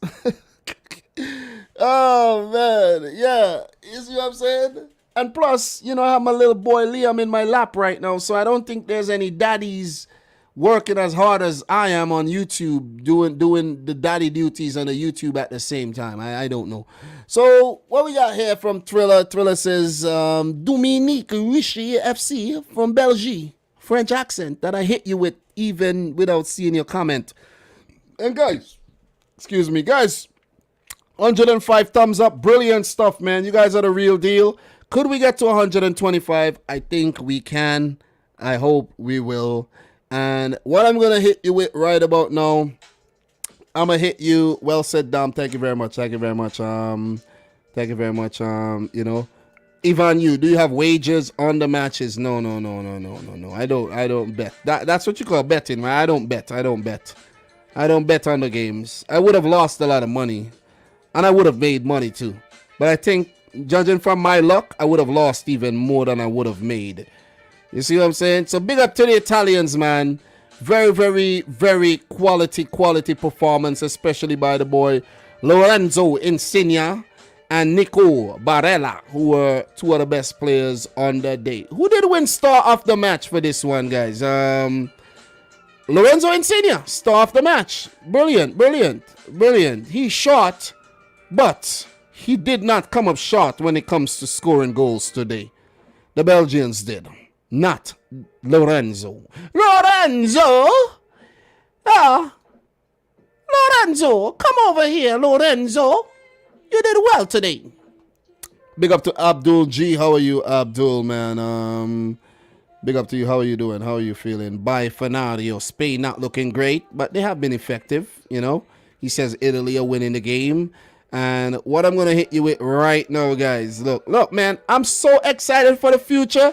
Because, you know, when we got World Cup qualifiers and we come around again, I will be going live. I told you guys, we're going to be going live every day. Every day. Nothing can stop me from doing the live streams. You know what I'm saying? This is the only thing I actually do for myself. In terms of activity, you know, we all have the activities we do. You know what I'm saying? The boy Thriller, he's into cars and things like that. You feel me? The boy Palomo is, I don't know what Palomo's into. Errol Brown, I don't really know what Errol Brown is into right now. I don't really know what Ivan Yu is into right now. Now Michael Talbot or, you know, Abdul G or Zachary Leahy. But I know I'm into making YouTube videos and talking about this football. You know, that's what I'm into. That's what I like. You see what I'm saying? And guys, make sure you check out the latest World Cup qualifying video, the Asian version. I think that video was a fire. You feel what I'm saying? That video was absolute fire. AD coming in with a very good comment here. Says Ken should have got selected. And I think Mose Ken should have deserved a spot over Raspadori. If you check the Raspadori, should have never been in the squad. Maybe not. Maybe not. Mose Ken should have been in the squad. I think Mancini kind of, you know what I mean? He kind of sold the black Italians a little short there. That might be a bit controversial from what I'm saying right now. But, you know, even Angelo Agbana thought he should have been in the team. You feel me? But I think Mose Ken should have been in the team to represent the black Italians at least, man. You know what I'm saying? Like, come on. Come on. You know? But anyways, man. Anyways. Let us hit you with some stats for this game, and then we move on to the up to stats and talk about the games that's coming up tomorrow, okay? So Belgium won, Italy won. 10 shots at goal for Belgium, 4 on target. They had 46% of the ball. 449 passes with an 83% pass accuracy. 16 fouls committed, 1 yellow card. Very disciplined in terms of, you know, that aspect of the game. They had 9 corners, weren't able to exploit a single one. All right? Italy, 14 shots at goal, 3 on target, 2 in the back of the net. 54% of the ball, passed the ball very well, completed 88% of 533 passes. They committed 13 fouls, picked up 2 yellows, and they had 5 corners. So, go Italy! Congrats and hard luck to the Belgians. Another disappointing outcome at yet another major tournament where they have looked good coming into the tournament, but you know, they just sold us a dream. So let's just take a look at some up the stats and then we'll whoa. Look at you guys looking all sharper than a razor in your Armani suits. Go ahead in your Armani suits. If you don't win this tournament, man, I'll be surprised dressing like this. Like, god damn. You come to the party picking up all the ladies. Damn you. Whatever. Let us move on. Let me get the reel up the stats here, man. Alright, so right here. I'm going to start from this one. Big up to the boy Jeremy Doku, man. You are a star. You got a bright future. I'm going to let you know that right about now. And he plays at Rennes right now. And whoever picks him up in the future got a neat little player here, man. The man is a live wire. I've even heard that the commentator was saying that Kylian Mbappe said he is jealous. Well, he envies his pace. And if Kylian Mbappe envies Doku's pace, you know he's real life. 19. Jeremy Doku, 19 years, 36 days, is the youngest player to ever start a knockout match for Belgium at a major tournament, World Cup and Euros. The previous youngest was Divock. Who is Divock Origi? At the World Cup in 2014 at 19 years. What happened to Divock Origi, man? The fall of Divock Origi. Oh, man. I think he needs a new club. Kind of kickstart his career again. Revitalize, I should say. Revitalize his career. Because I don't know what. Talk about stagnation. Talk about Divock Origi. All right, we got some more here. Jeremy Doku is the first teenager to win a penalty in a European Championship match since Wayne Rooney versus France for England in 2004. Naive. The man was too good for Di Lorenzo, man. Sorry, Di Lorenzo. But you know, you got the better of you. And this was Wayne Rooney against, you know, what you call it? Henry and this guy, Silvestre. You know what I'm saying? So, look how small Wayne Rooney was, man. I remember when Wayne Rooney just came on the scene. Oh my God. That guy was a live wire. So, what else we got here? We got more. 5 and 6. Romelu Lukaku's penalty means that no Belgian player has scored more goals than him either at the European Championships with 6 or the World Cup with 5. Level with Mark Wilmots. Imperious. And I could remember watching Mark Wilmots at the 1998 World Cup for Belgium. And yeah, that was my first World Cup as well, for those of you guys who don't know. Going back here to the Armani suit men. 15. Including the qualifying rounds, Italy have won each of their last 15 European Championship matches. A new competition record. Belgium themselves had won 14 consecutive matches before today's defeat. Goliath.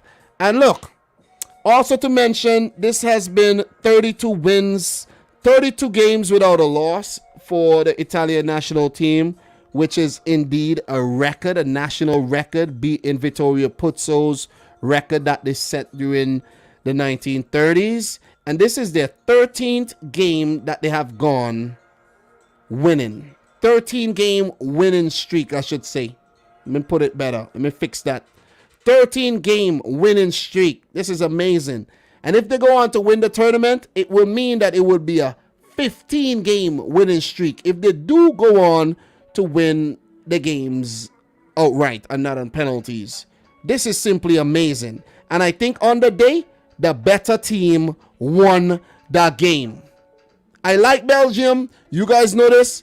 But the better team won. And here, look, Up to Joe is hitting you with some up to stats, but I hit you with these stats early on. So I think I'm doing a pretty damn good job with hitting you with these stats, okay? I think I am. I think I am. Everton, Wayne Rooney was terrifying.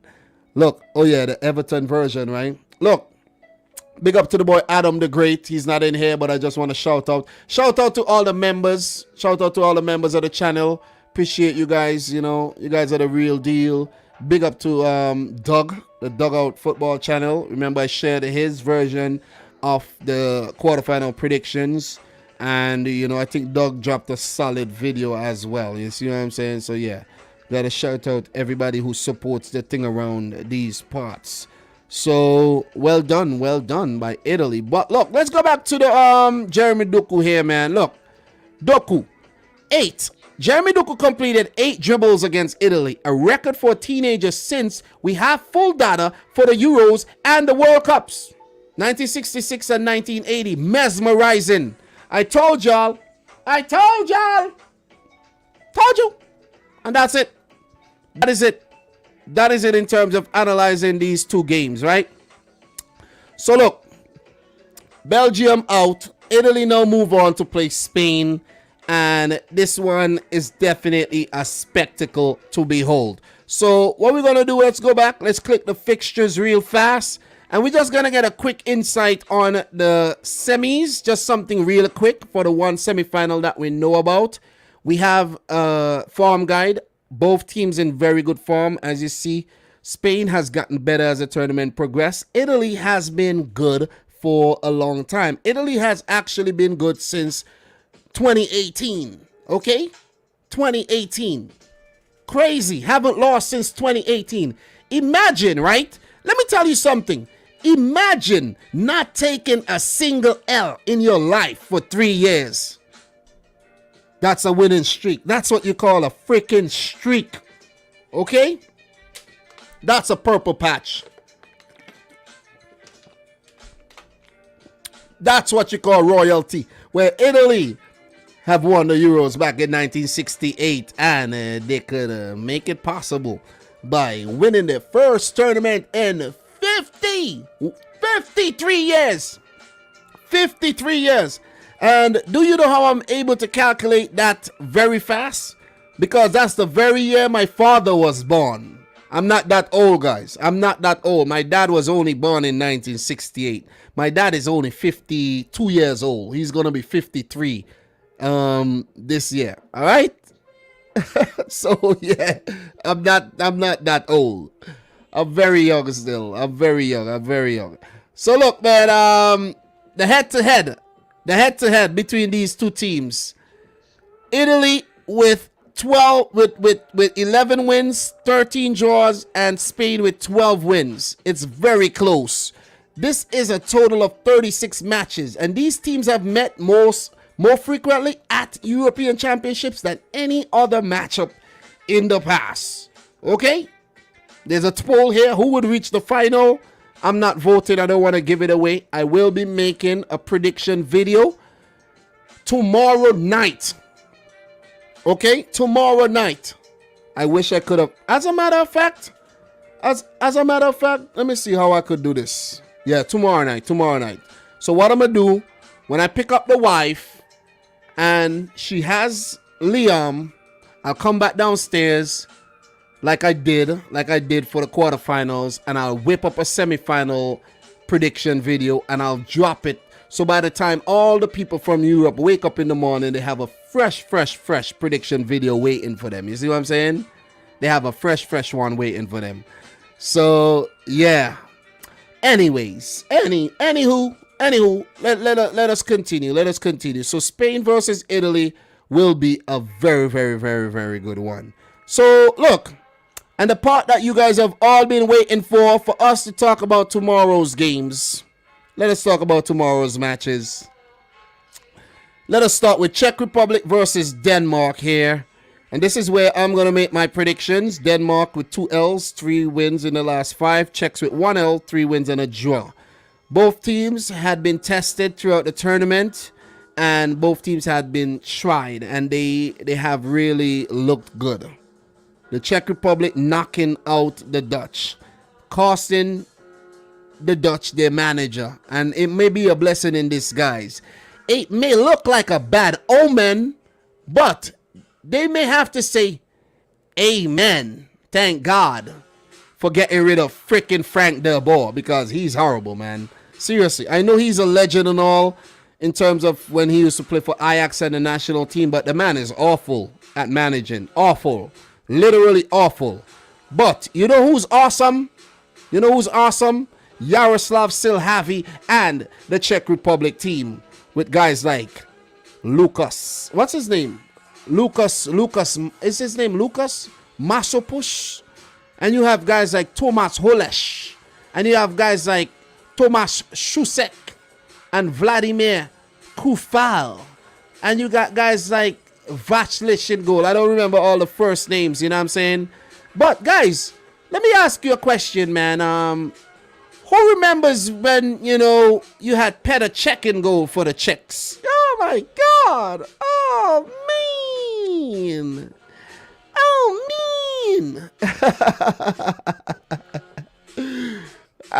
man. That was awesome, man. You know what I mean? That was awesome.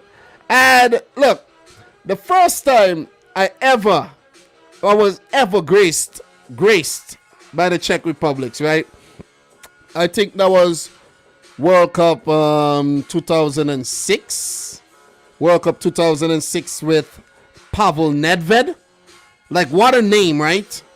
Pavel Nedved. What a name and what a player. What a name, what a player. He was awesome, man. He literally lit up that World Cup, man. And I was actually looking for when I used to watch World Cups in the past, I used to look for names. I used to look for the names of the players. And Pavel Nedved is a name that actually stood out, man. And World Cup 2006, oh my God. Oh, man. Oh man, that's what I was graced with the presence of Nedved. I never used to watch club football, guys. That's why the Czechs didn't do too well at the World Cup, but still, and they have not been back at the World Cup since. But still, Nedved, I could remember him at that World Cup, man. You know what I mean?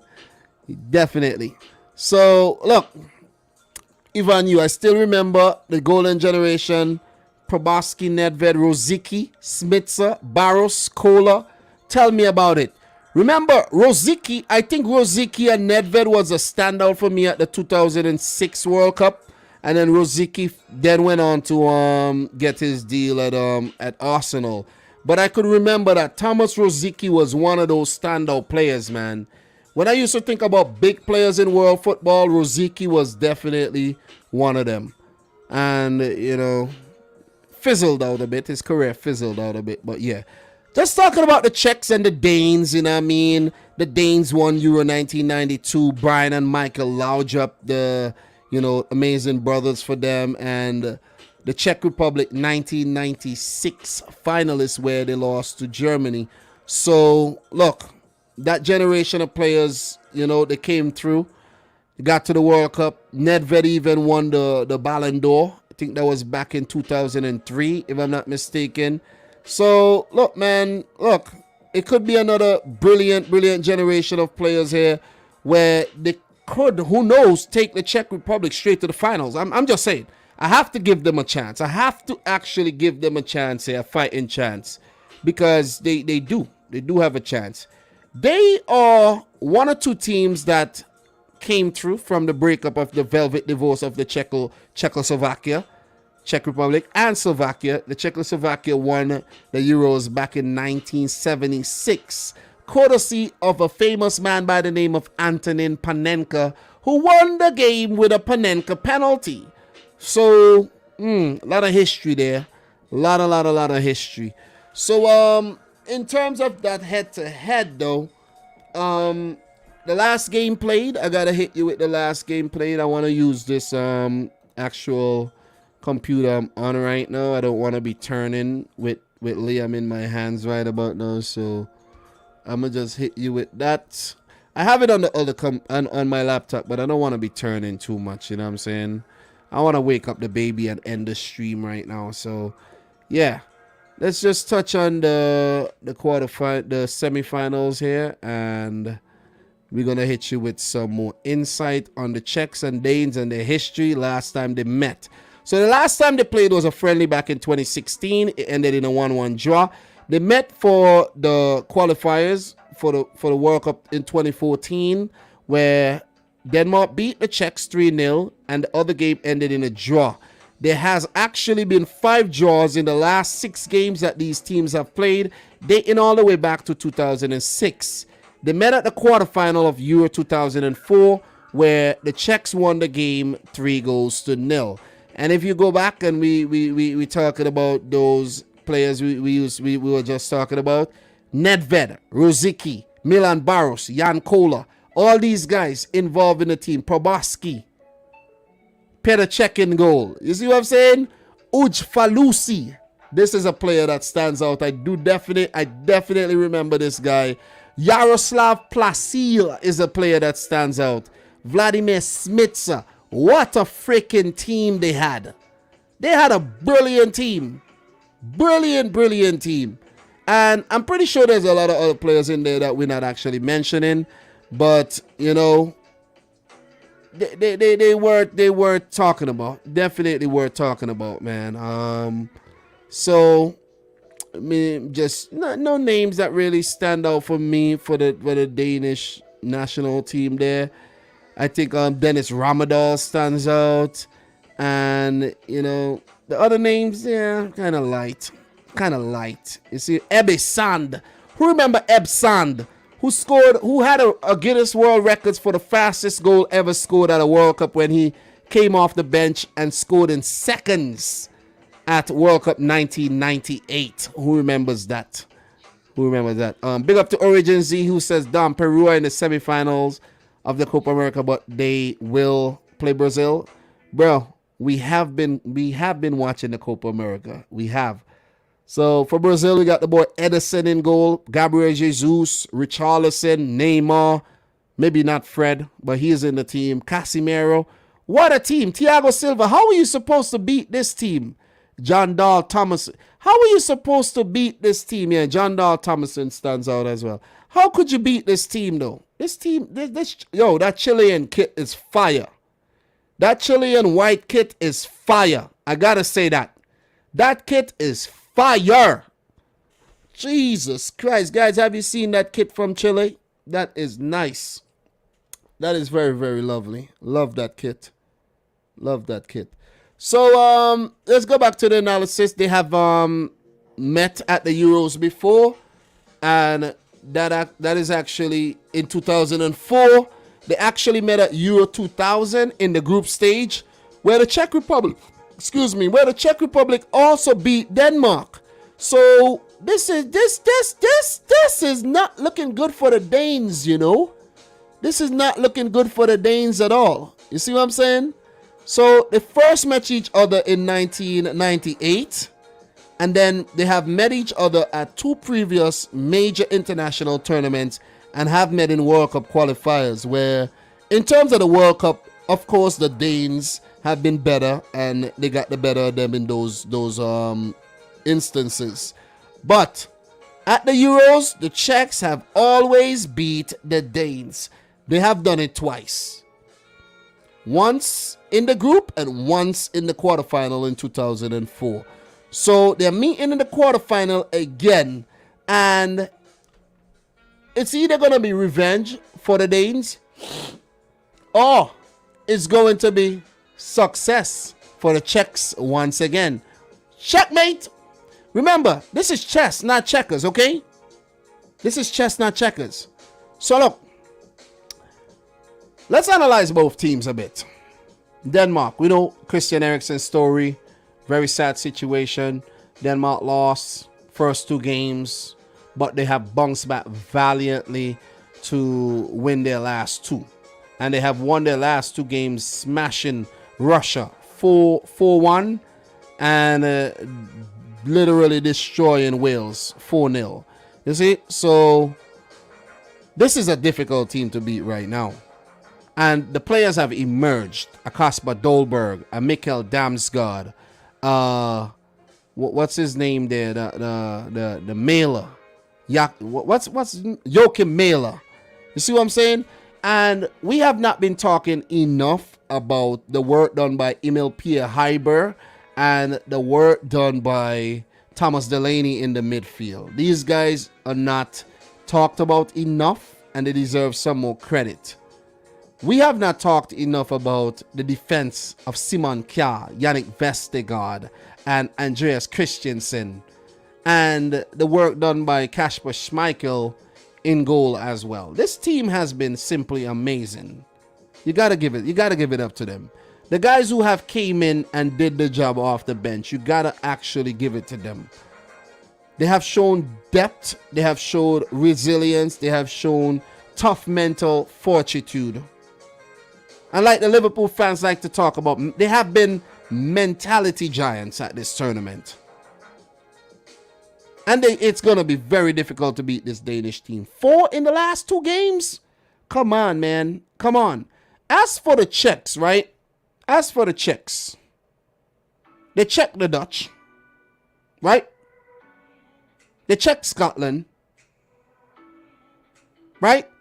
They drew against Croatia, but they did lose to England. So they've had a solid tournament, and they only lost by 1 goal to England, right? They have had a solid tournament. It's very, very solid tournament. And I think it would take a very, very good effort by the Danes to beat them as well. Guys, I could see this thing going anyway.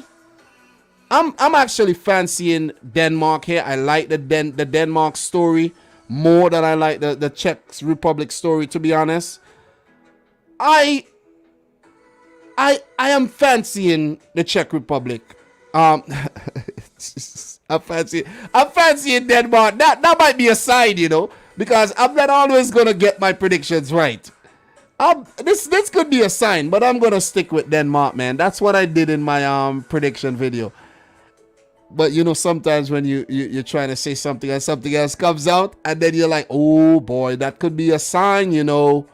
That could be a sign. But nah, I'm gonna stick with Denmark though. I'm gonna stick with Denmark. I fancy Denmark.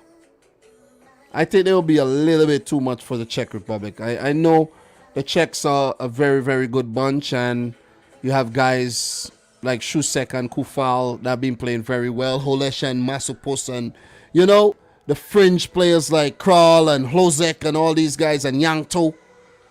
They're a good team. They're a good team. Patrick Schick has been very good in front of goal. Very dangerous. And their goalkeeper has been resolute. But I think Denmark are going to be a little bit too much. So Kasper Hjulmand, in terms of his selection, right? In terms of his selection, how does he go about this? Mikkel Damsgaard, he has been big. He has to play. Damsgaard has to play. Without a doubt, Damsgaard has to play. Is he going to stick with Dolberg if Yusuf Poulsen is fit? I think he should. I think he should. I think he should, guys. I really think he should. So you see, we coming in with a Czech Republic prediction here. Czech Republic, I think, but will be close to 1. Oh man, listen. Denmark to win the game. Denmark to win the game. I think this one is going to be 3-1. The Danes are going to score a lot in this game again. Too good, man. Too good. Too good. And Denmark will move on to play one of England or Ukraine. Denmark, I might get one prediction wrong.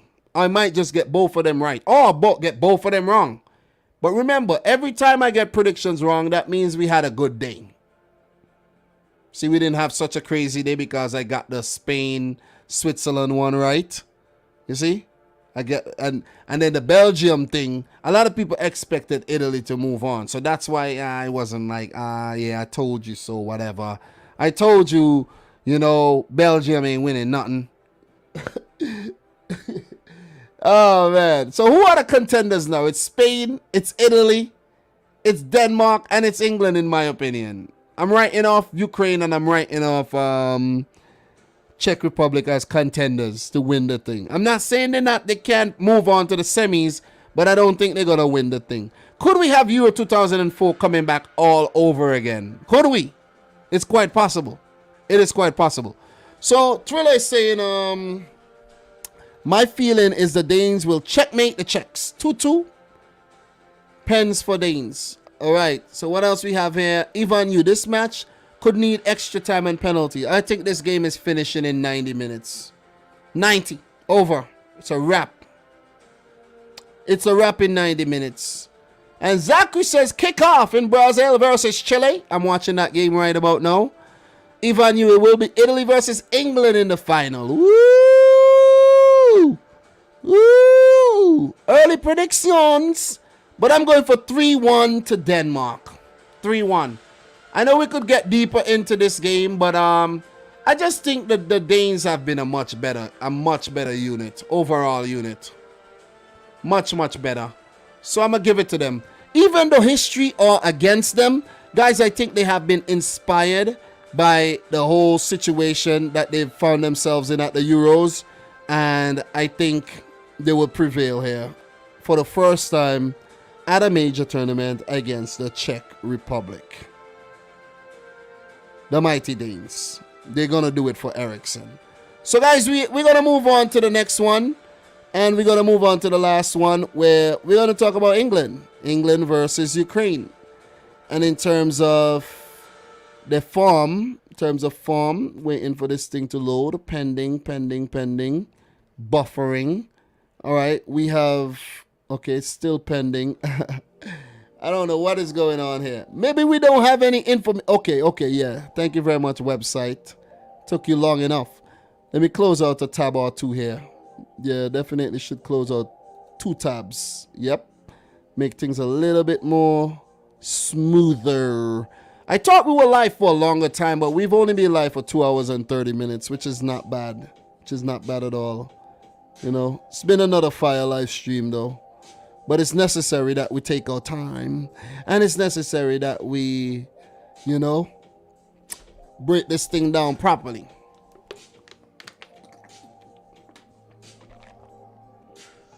All right, so let's go back here. England in top form, 1 draw, 4 wins in the last 5. Ukraine, very, very, iffy. Very iffy. Lost 2 games in the group stages. But Ukraine, man, they got the better of the Swedes, and I never expected that to happen, but they did so. So we know that Ukraine are a very, very gritty bunch, and they're not going to be pushed over easy. They won't go down without a fight. They won't.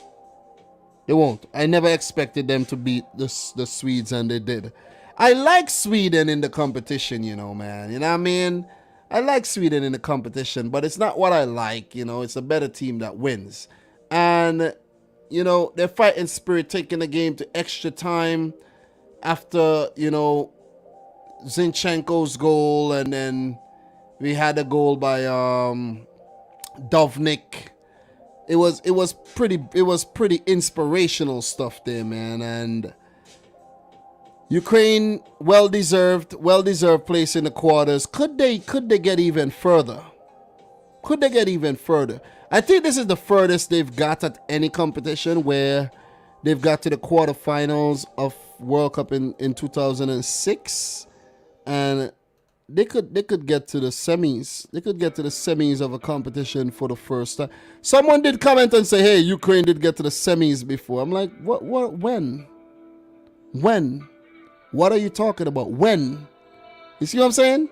When? You know what I mean? 2006 World Cup, man. They lost to Italy. And that's when I first heard of the man Andrei Shevchenko. Yeah, guys, I was late. I was actually late, I was late. Sorry. I never watched Shevchenko during his club days, so pardon me. But he was brilliant, man. Another player that stand out at that tournament was Mr. Anatoly Timoshuk. That's another name that stand out for the Ukrainians at that tournament. That's what I could remember. And I think that's about it. I can't remember any of the other names. Yep, another name, Sergei Rebrov. That's another name that stood out big time.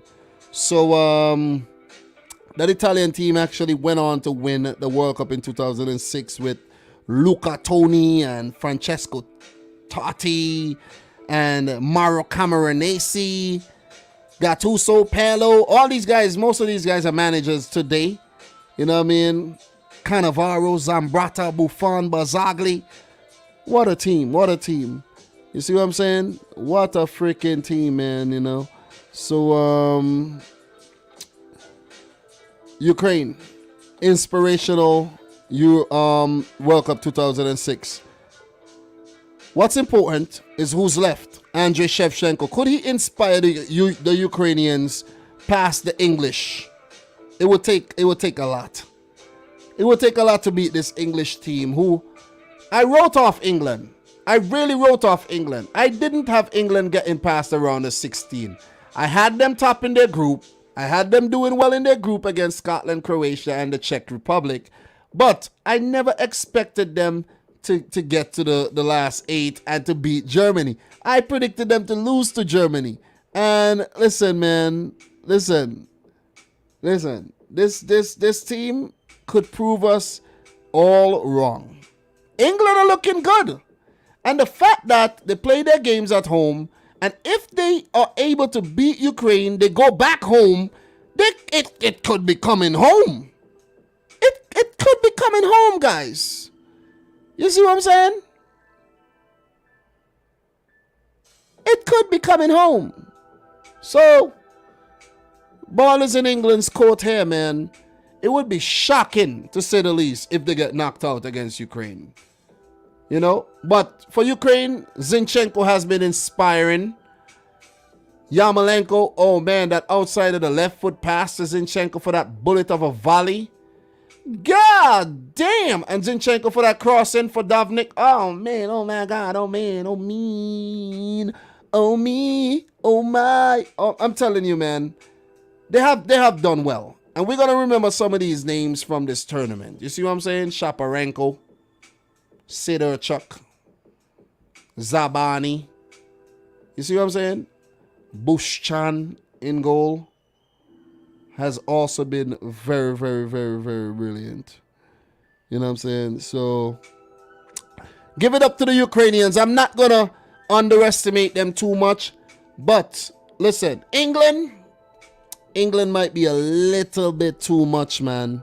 It might be a little bit too much. But just to hit you with some head-to-head, 4 matches, 4 wins for England, 2 draws, and 1 win. Ukraine has only beaten England once in their history. Once. And I'm going to let you know when they did that. That solitary win for Ukraine came in the group stages for World Cup 2010 qualifiers, where Ukraine beat England 1-0. And the goal scorer there was a guy by the name of Sergei Nazarenko. Long distance kick, his 5th goal of the tournament. Shevchenko actually missed a penalty in that game as well. David James was the goalkeeper in the 13th minute. So in that game, Rob Green was sent off. I see he's doing some punditry as well. So England were down to 10 men.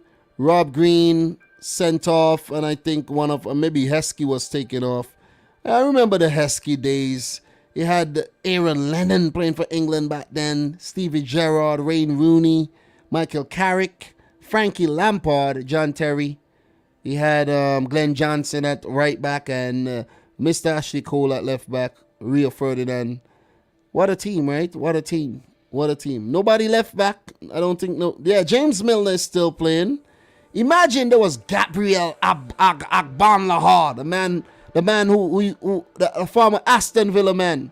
I remember the couple Premier League games I used to watch back in the day. I remember his name, Gabriel Agbanlahar. What a name, man.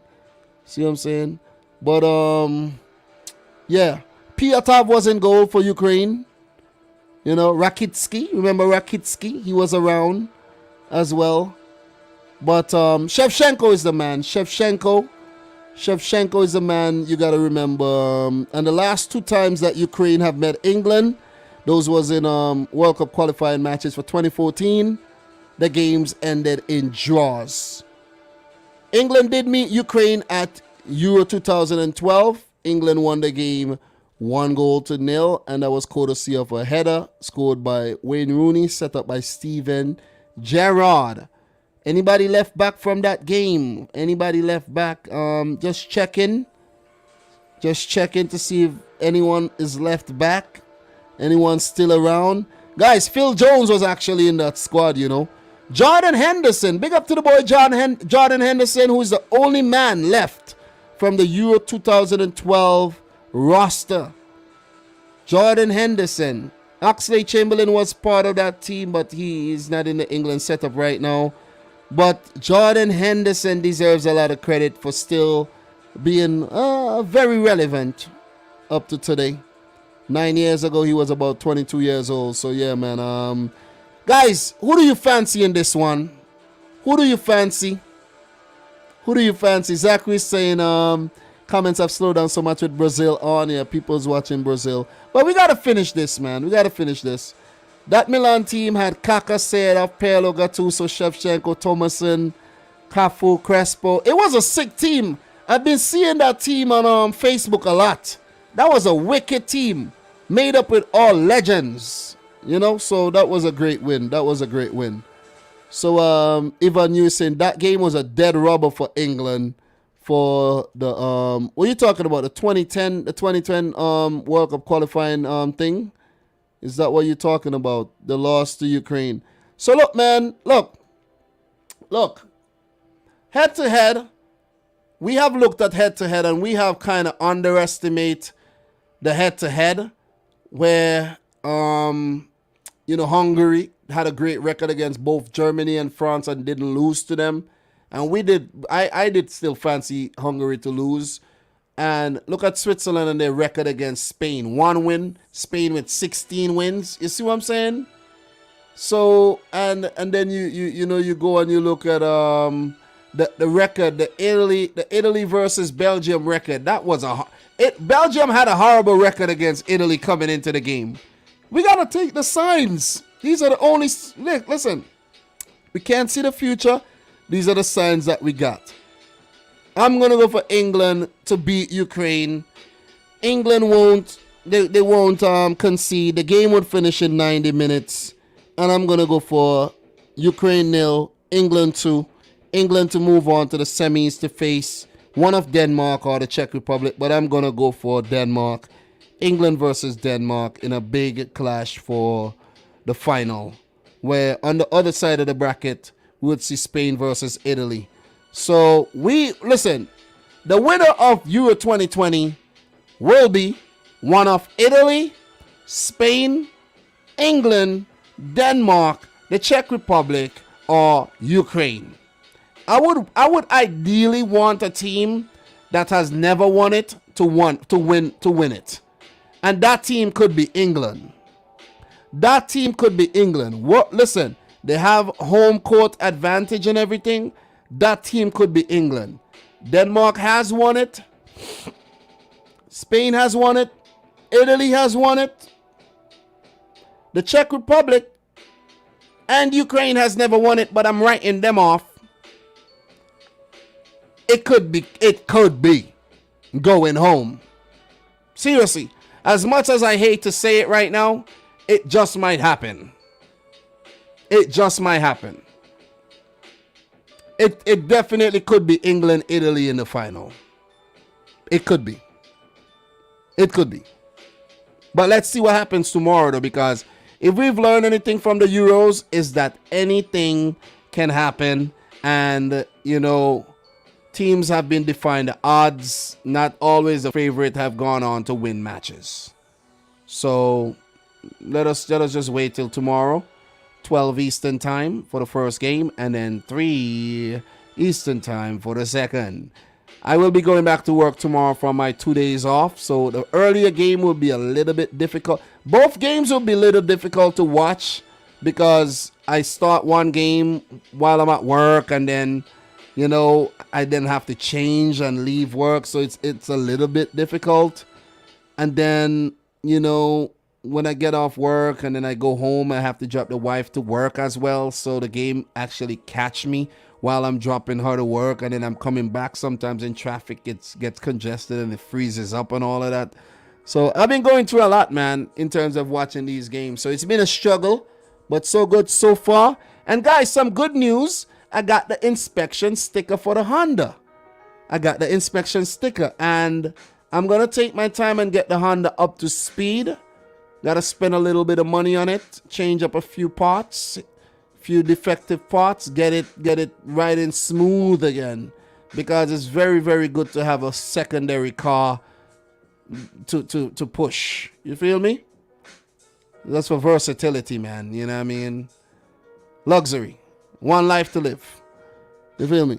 So what we got here in terms of the comments, guys? Talk to me. Talk to me, guys. Talk to me. I know the Copa America game is on between Brazil and Chile. But let's talk. Let us talk. What do you guys have in terms of predictions here? Ivan, you 2-0 to England after 0-0 at halftime. Zachary said England, but come on, Ukraine. What else you got? Jonas 4-1, Ukraine. Harry Kane with 2 own goals. Oh my God. Michael Talbot 2-0 to England. What we got here? Aaron Guy. Damn, England to get to the final. It's looking good. Zachary Leahy, England out. Ooh. Andre Voronin. I don't really know this player that well. Don't know this player very well. All right, what we got here? All right. So, guys, what we could do while we're live, is we could actually check out the Gold Cup preliminaries.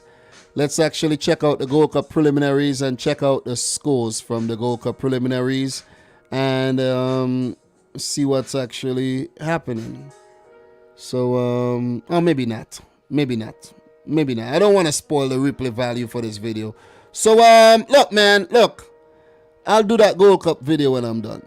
I'll do that when I'm done. So, big up to Errol Brown who said, yeah, damn, remember what Mourinho said that the better team lost? Yeah, I think, what are you talking about? Aaron Guy, 2-1 to England, but relatively comfortable one, if that makes sense. Yeah, it does, it does. Ukraine to somehow put in a jammy one right at the death. Oh, man. Guys, you guys have been a real deal again. You know, Errol Brown is saying Denmark run is over, Dom. Look, man, I think Denmark could go all the way. But it's going to be tough to get past England. Seriously. All right, guys. It has been a fun one. I'm going to give the voice a little break right now. It has been a quality live stream again. And we will be back tomorrow where we hope to have a more dramatic day. And what Honda it is, it's an Accord. It's an Accord. It's an Accord. But guys, we'll talk tomorrow, man. We'll talk. It has been another good one. But 3 hours, 2 hours and 50 minutes. This one has been fun. What I'm gonna do right now when I'm done, I'm gonna pull up the preliminaries for the Gold Cup qualifiers. And I'm going to talk about those. You know what I mean? Or I might just watch a few replays first if I can find any. Or I may not do it. Because there's probably games going on still. But guys, from your boy Dominic Rich, I'd like to say thanks for watching another one. Make sure you like the video. How many likes we got today? How many likes did we hit today, man? 114 likes. 114. That was pretty good. Big up to Thriller. Thanks for the super chats. He says, thanks for another fire live stream, man. Listen, you guys know I always have the fire on deck. You know that. You know I got the fire on deck all the time. Every time. Alright? So guys, from your boy Dominic Rich, thanks for watching. Another one. Until next time, from Liam and I, peace out. Rich Squad. Peace. Much love and respect to you guys. All right, we'll talk.